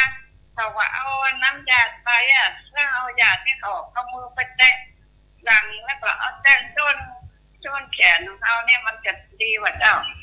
แตะตัวกันบ่ได้เปิ้นระยะห่างนะไปแตะกับโควิดอันแล้วมามันแล้วไปแล้วนี่เนาะก็เดี๋ยวจะอู้ให้ฟังเด้อเดี๋ยวเพิ่นจะไปแตะกันนะบ่ได้โควิดเพิ่นเว้นระยะห่างอันที่แล้วไปก็แล้วไป0998366322เอามีเข้ามา16:40 นาทีเอายกหูก่อนดีกว่าก็เดี๋ยวจะอธิบายเดี๋ยวจะระบายคำถามบัดตันก็เดี๋ยวจะโยนกันห่างเวลาไว้20 นาทีเพื่อคำถามต่อไปเอาทวนสายเสียก่อนเนาะทวนสายอันนี้มีคำถามที่สันขยอมสันทรายต่อมากับแม่จันแหมสายนั่นก็บ่ได้ฮู้ว่าอยู่ที่ไหนย่ำตันได้ถามเตื้อเพิ่นอู้เรื่องเหรียญอีแม่ก็อายุนักแล้วนี่จะได้ดีก็เอาหลังวันที่20เนาะญาติโยมหมู่ที่จะฮื้อโอนก็ดีหมู่ที่จะฮื้อส่งไปรษณีย์ก็ขอฮื้ออาตมาแล้วกันแล้วงานวันที่20นี่แล้วหมดก่อนถึงได้นะมาถ้ากลัวว่าบ่ได้ก็เอาหลังวันที่20ก็ก้อยว่ากันทำเดี๋ยวนี้มันยุ่งหลายอย่างถ้าญาติโยมจะคนนั้นก็อย่าจองคนนั้นก็อย่าฮื้อส่งไปรษณีย์แหมจะมานั่งจดชื่อญาติโยมแหมตีอยู่แหมเพราะว่าเฮาทำกันแบบเฮาบ่ใจเป็นการตลาดบ่ใจเป็นระบบขนส่งถ้าระบบขนส่งถ้าเพิ่นกล้าขายนี่ปะโทเปิ้นตักมาอย่างนี้นี่ป๊บเลยกะบ๊บเลยที่อยู่ชัดได้2 วันถึงเนี่ยอาตมาเขาอย่างนั้นคือทำปุจจากุล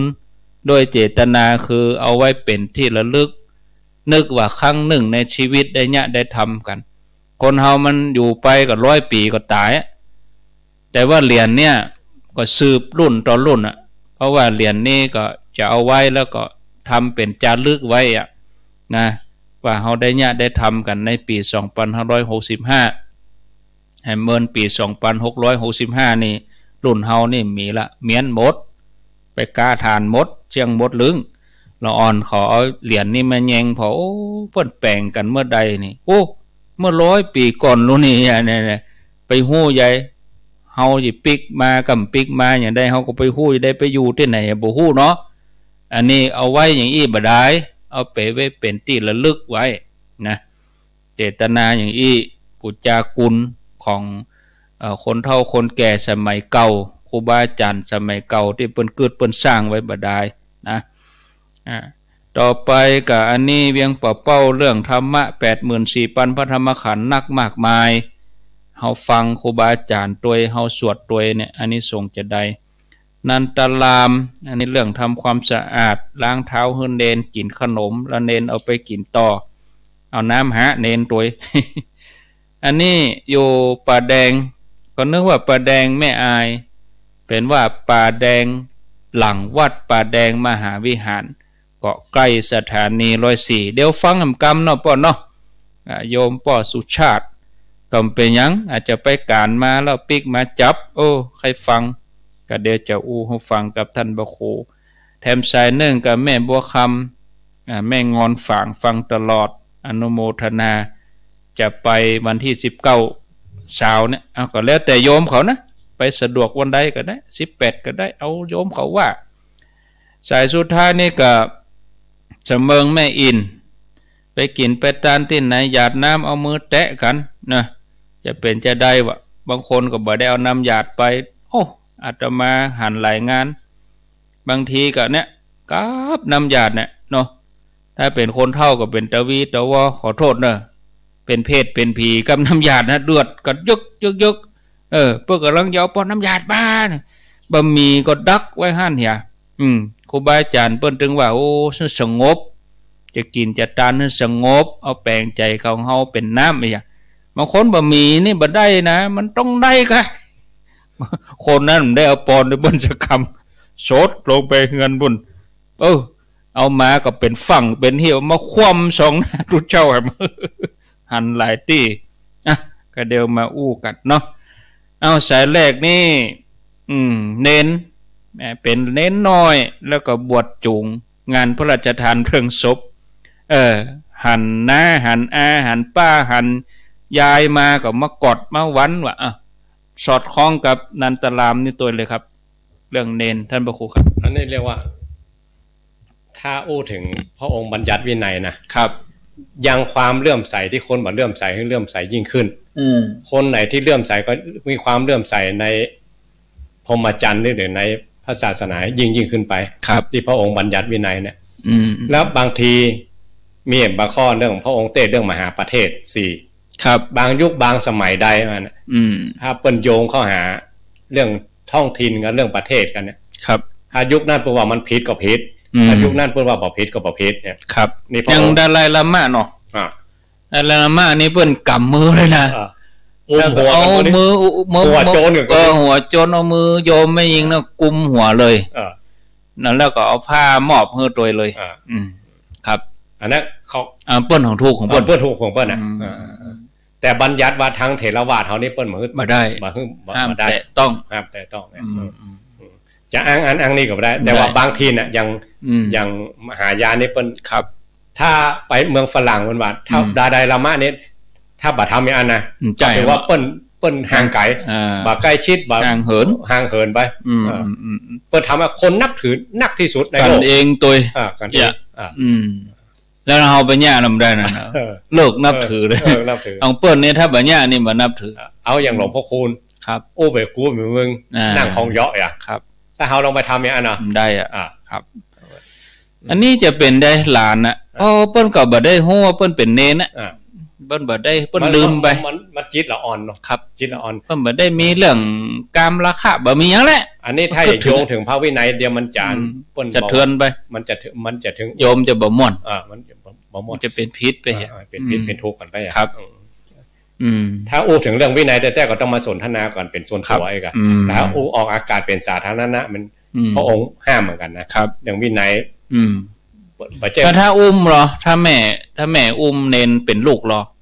เนนน้อยอ่ะเคยหันในคลิปว่าก็มีพ่อไปบวชกันนะลูกเข้ามาหวานนะครับนั่นน่ะค่ะปุตตาคีเวหร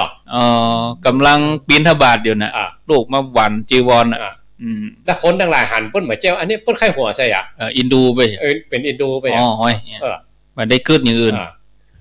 ครับแล้วพระองค์เป็นต้นบัญญัติอันนี้เนาะคณะที่พระองค์ไปที่กรุงกบิลพัสนะครับพระองค์มีอนาคตังสยานโหแล้วเนาะว่าพระนางพิมพาจะมากอดตีนมันนะครับพระองค์บอกคนสาวกทั้งหลายบอกว่าจะไปห้ามเนอะถ้าห้ามนี่นางจะอกแตกตายมานะปล่อยไปเพราะว่าคนกับคนหลายเนาะครับพระสารีบุตรพระโมคคัลลานะก็อยู่แอมข้างกันเนี่ยแล้วเปิ้นไปเยี่ยมวังเป็นส่วนตัวประกอบปาสาวกถึง2ไปนะแล้วเปิ้นบอกสาวกมันว่าจะไปห้ามเนอะถ้าห้ามนางจะอกแตกตายใจเปิ้นจออย่างนั้นน่ะ ด้วยความห่วงหาอะไร ด้วยความห่วงหาอะไร ครับ แล้วจะขอสมบัติให้ลูกเองอ่ะ ลองไปต้าเหรอ อ่า ตายช่องหน้านั่น เนาะ อ่า แล้วก็ของ เรื่อง นี้ นี้ มั มัน น อ อยู่ ยู่อย่าง ครับ ที่เรื่องที่อัน เรื่องอันโคสกาเศรษฐีเนี่ย ครับ ที่เฮาพระปัจเจกกับพุทธเจ้าทุกวัน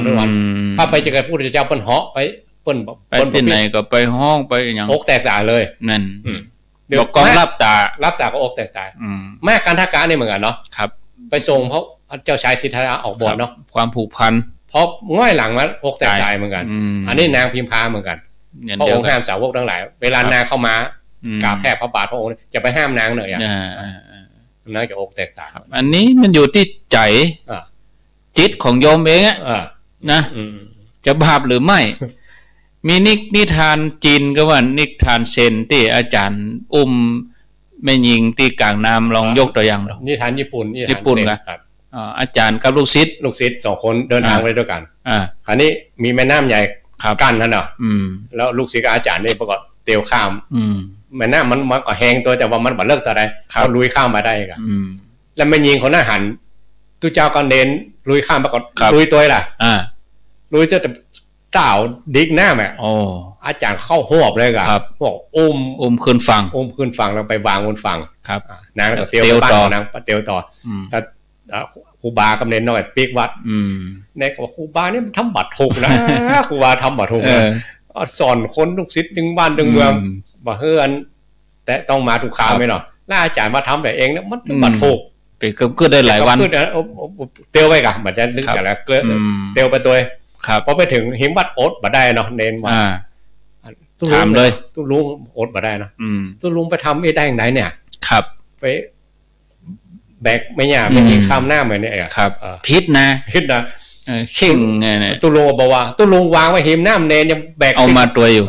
อ๋อแต่ถ้าคนบ่ถึงทำมาได้เนอะ ได้ เพราะว่าครูบาเนี่ยบ่ถึงแล้วเองอะ ครับ ถ้าเนนน้อยบ่ถึงเนี่ยมีอุปทานนะครับ ถ้าเนนมีอุปทานไปทำอย่างนั้นก็ผิดนะ อืม อันนี้ขอยกตัวอย่างสมมาตรนะครับครูบาเจ้าเกษมเนี่ย บางทีเปิ้นไปบิณฑบาตมาเอาอาหารบิณฑบาตละไว้นะครับ 4-5 วันจุบบ่เป็นปอดว่าเนี่ยแล้วก็ฉันถ้าคนธรรมดาฉัน ไปได้ใหญ่ไปได้ใหญ่ อาหารเป็นพิษเลยนะ อันนี้เปิ้นถึงกับเขียนหนังสือว่าคนตั้งหลายก็หันเพราะเปิ้นอยู่บ่เฮี่ยวเมินไปเปิ้นไปบิณฑบาตบ่ฉันเด้อละไว้หั่นเนี่ยแล้วเนี่ยเปิ้นได้ว่าทาตุมัตตะโกเข้าถึงธาตุละเฮาแต่กำปากเขาบ่ถึง มาได้อ่ะ ทาตุมัตตะโกนี่ก็ได้ก็ มันรู้จริง รู้ต้องเลยนะบางทีติดเชื้อในกระแสเลือดจะตายเลยนะอาหารเป็นพิษเนี่ย อ๋ออันนี้คืออยู่ที่ สำหรับอันนี้นิทานเซนเรื่องนี้สำหรับคนที่เพิ่นถึงแล้วถ้าคนบ่ถึงเรียกว่าชื่อยอมฮับสมมุติ แล้วไปล้างเท้าไอ้หรอล้างเท้าบางคนก็ไปเอาหัวไปจุเอามือไปกำไอ้หรอเป็นไง ก็ยังครูบาเขาหันครูบาบางตัวนะ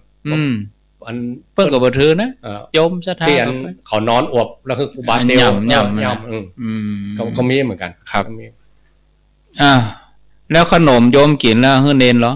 ก่อนเนี่ยมันผูกพันมันพูดถึงเรื่องมันเบ็ดตะเล็ดอะเรื่องเบ็ดตะเล็ดประกินนะกะเล็กๆน้อยๆโยมจะไปถืออันยังเป็นสาระแล้วทำให้ใจโยมขุ่นมัวคือมันเขาต้องยกจิตของเขามันสูงกว่านั้นละเนี่ย ได้คิดบางทีมันว่าถ้าอยู่ด้วยหมู่ด้วยพวกนั่นนะครับธรรมวินัยของพระองค์จะรักษาดุจหอยสั่งที่คัดได้ยากมานะครับถ้าคนไหนอยากจะบริสุทธิ์พุทธพองจริงๆไปเดินทุดงหรือไป อยู่ในป่าคนเดียว หมู่นี่มันต้องเป็นอย่างนี้เราต้องไปอยู่ผูกพันนะกับวัดกับวาเขาเองก็เหมือนกันเนาะบางอย่างเขาไปอย่างกระเป๋ารถเมย์อ่ะเขาเดินทางมาก่อนอ่ะเป็นแม่ยิงอ่ะกระเป๋าแคกคาแรกแหละก็มีแล้วอาจารย์ไปห้องยาแล้วพยาบาลตรวจหรอหมอไม่ยิงเลยอ่ะ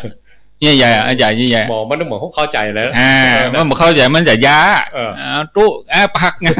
ง้างปากเขาดีเตี้ยตรวจโควิดแต่ว่าวันเสาร์นี่เหมือนกันเนาะหมอไม่ยิงทั้งนั้นมาตรวจชุกหูดังอ่ะน่าอยู่ว่าพิษนี่แหละมันก็พิษแล้วก็ไปเป็นโควิดก็ว่ากันไปอาจารย์ไปต่างประเทศซ้ำให้กะพนักงานกงสุลกายะรปภกายะเขาโหเหมือนกันเลยอ๋อเนาะครับ อ้าว สนามบินต่างๆนี่นะมีป้อจ่ายเขา ครับ ขอทั้งคู่เลย ขอเข้าใจธรรมเนียมครับอ้าวต่อไปก็อันนี้อยู่ประเด็นเรื่องประมุตจันตุกับทุกขาหรือว่าสุขา มันจะหมดเวลาถ้าอู้กันยาวเนาะ เนาะได้ยินจากป้อหนานมาก็แล้วกันนะป้อหนานอาคมเตชนาเพิ่นจบปริญญา7จากกรุงเทพต้องว่าทุกขาประมุตจันตุประมุตคือความทุกข์หมดไปอ่ะปอเนอะตัวหน้าไปสุขิตาเนอะคือถึงความสุขเลยกันให้ถึงความสุขและความทุกข์หมดไปง่ายๆอย่างนั้นถ้าเอาไปว่าบางทีก็ว่าด้วยผู้จานว่าพิษก็พิษด้วยกันเรื่องมูถ้าถึงความสุขนะคือความสุขหมดไปมันก็ขอเข้าถึงความทุกข์ให้ความสุขหมดไปไม่แปลไปอันเป็นอันเนาะอ้าวต่อไปครับแปะก็แล้วกันแปะไว้แต่ว่ามีหลักฐานชัดเจนว่าป้อนหนานคนเรียนมาประโยค7อ่ะคนบอกอ่ะเนาะ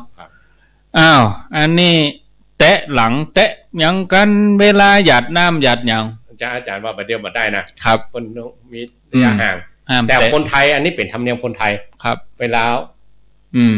หยาดน้ำแตะกันคำว่าคนไทยนี่หมายว่าคนอุภาษากลางคนภาคกลางครับเวลาปนหยาดน้ำไปลุมมาเป็นโมบ่ลุมไปกันนะลุมโดยปอุ้ยไม่อุ้ยเขาปนสบายใจก็แล้วแต่ก็ญาติผู้ใหญ่หยาดน้ำเอาขอก็บุญเปิดไปตัวบุญคนเฒ่าคนแก่วันตัวเก่าญาติได้ก็ญาติได้แต่มานำใจขอคนเท่าน้ำอ่ะคนเท่าน้ำผู้ใหญ่นำอ่ะเราไปเหอะใส่กลางวงอ่ะได้โยมอย่าทำนะผิดนะยุ่งละเนาะบ้านข้าเจ้าไปเจ้าอย่างอีกเนาะได้ไปเทียบอีกครับเอามือตวงเหรอเขาคือเขาลบถิ่นกันแล้วกันเขาลบท้องถิ่นบันไดไฟบันนั้นเปิ้นเนี่ยอย่างนั้นก็ถูกของเปิ้นนะย้ายเฮ้ยจิตเปิ้นดิ่งอยู่อย่างนั้นน่ะจะไปเหอะเปิ้นนี่กันครับแต่เขาอยากจะถูกต้องบ้านเขาเนี่ยคนเดียวเหี่ยเนี่ยคนเดียวบ้านเขาไปกันญาติคนเดียวเหี่ยเวลาหมู่เปิ้นทำก็จะไปเหอะใส่เปิ้นเวลาเขาไปงานเขาจังไปพอเปิ้นนั่นนะมันเสียจัดเนี่ยนี่การพอนี่นะแม้แต่ตู้เจ้าฉันนี่นะครับพระองค์บอกว่านี่กรรมวินัยของตู้เจ้าพุทธองค์อย่าแลดูบาดคนอื่นเปิ้นยังมือพอหรอบ่ใจว่ากลมหน้ากลมตากินแลดูบ่ได้นะก็อย่าไปเพ่งโทษครับตู้เจ้าอย่างนี้ฉันนักฮะตู้เจ้าฉันน้อยอ่ะตู้เจ้ายังมาชอบตักนั้นตักนี้เปิ้นบ่ฮื้อพอเห็นเลยอย่าแลดูบาดผู้อื่นกันไว้โลนี่เนาะขนาดนี้แค่นี้นะครับเราจะเพ่งโทษกันนะอย่างเฮานี่เฮาพอเต็มๆอ่ะพอถึง2ตาจับผิดเต็มตัวแล้วมากุดทำตัวมันก็ยังได้บ่ม่วนใจบางทีจะเอาธรรมเนียมแต่ละบ้านมาเตะกันนะแต่เราท้องถิ่นไม่เหมือนกันอ้าวสุดท้ายแล้วครับนิมนต์ครับลาโยมปุดหน้าปะกันแทนใหม่แล้วก็ครับขออาจารย์เล่าเรื่องพระศรีสองเมืองหน่อยนะวันที่เขาไปขั้นใดแล้วก็อาจารย์ลวดลาเนาะครับที่ม่อนพระศรีสองเมืองนี่ก็ได้2 ปีแล้วญาติโยมเนาะได้คิดได้ทำกันมาเดิมเพื่อก็มีศาลาหลังเดียวแล้วก็ก้อยเนี่ยก้อยทำเปิ่นห้อยเปิ่นห้อมอย่างกันมาศรัทธาที่ไปร่วมตั้งแต่ครั้งแรกก็ไปขนหินขนทรายกันอีกอ่ะบัดเดี๋ยวนี้จะสำเร็จลุล่วงเฮาไปประกาศความสำเร็จโดยการไปร่วมชื่นชมไปร่วมสร้างบารมีด้วยกันนะสมัยเก่านี่เทคโนโลยีเปิ้นบ่เอื้อจะกินจะทานอะไรอย่างก็ยากจะไปเดินทางก็ยากบัดเดี๋ยวนี้เฮา 2-3 ชั่วโมงเฮาก็ไปถึงแล้วแถมอย่างหนึ่งก็เป็นปูนหินดินทรายเมื่อก่อนตุกยากเหลือนี่หลายเต้าบัดเดี๋ยวนี้เฮาแม้แต่ทำบุญเฮาก็ออนไลน์กันเนี้ยเฮาบ่ได้ออกแฮงหยังก็เปิ้นเฮาก็ไปเติมในส่วนอื่นไปเติมในส่วนของกำลังใจพ่องกาถือว่าแล้วจากงานนี้ป้นวันที่20ไปแล้วเขาจะไปแหว่ไปไหวไปยังอย่างใดก็ได้เพราะว่าที่ม่อนพระศรีสองเมืองเนี่ยจะถือว่าเป็นมรดกของชาติบ้านเมืองต่อไปเนาะแต่มาถือว่าจะอันเพราะบ่ล่ำที่ไหนบ่มีระวางเมืองที่อย่ามาสร้างเจดีย์สัญลักษณ์2เมืองเอาไว้ที่ตรงกลางแล้วก็มีคนร่วมจิตร่วมใจกันระยะเวลา2 ปีเนี่ยบ่มีที่ไหนฉะนั้นก็จากนี้ไปแห่มประมาณเฮาก็ตีเป็นเกิงเดือนเนาะญาติโยมก็ไปร่วมกันเลยแห่ม2งานนี่ตะอันน่ะโยมเด้องานคันใดงานที่คันใดวันที่1จากนั้นก็ยาวปะ วันที่18-19ปุ่นนะก็ฝากเชิญชวนญาติโยมด้วยเนาะครับนิมนต์ครับ ขออนุโมทนาที่คณะศรัทธาทั้งหลายได้ร่วมกันฟังสารธรรมยามแรงวันนี้บุญกรรมบุญจูบุญรักษาบุญใดกุศลใดที่คณะศรัทธาทั้งหลายสั่งสมไว้ดีแล้วก็ขอบุญกุศลนั้นปกป้องคุ้มครองรักษาศรัทธาทั้งหลายอยู่ดีมีสุขคิดปรารถนาได้สำเร็จทุกเมื่อทุกประการสัพพพุทธานุภาเวนะโดยอนุภาพของพระพุทธเจ้าสัพพธรรมานุภาเวนะโดยอนุภาพพระธรรมเจ้าสัพพสังฆานุภาเวนะโดยอนุภาพของพระสงฆ์เจ้าศรัทธาสดทีพระวันตุเตก็ขอความสุขสวัสดีทั้งหลายจงมีแก่คณะศรัทธาทั้งหลายทุกคนเถิด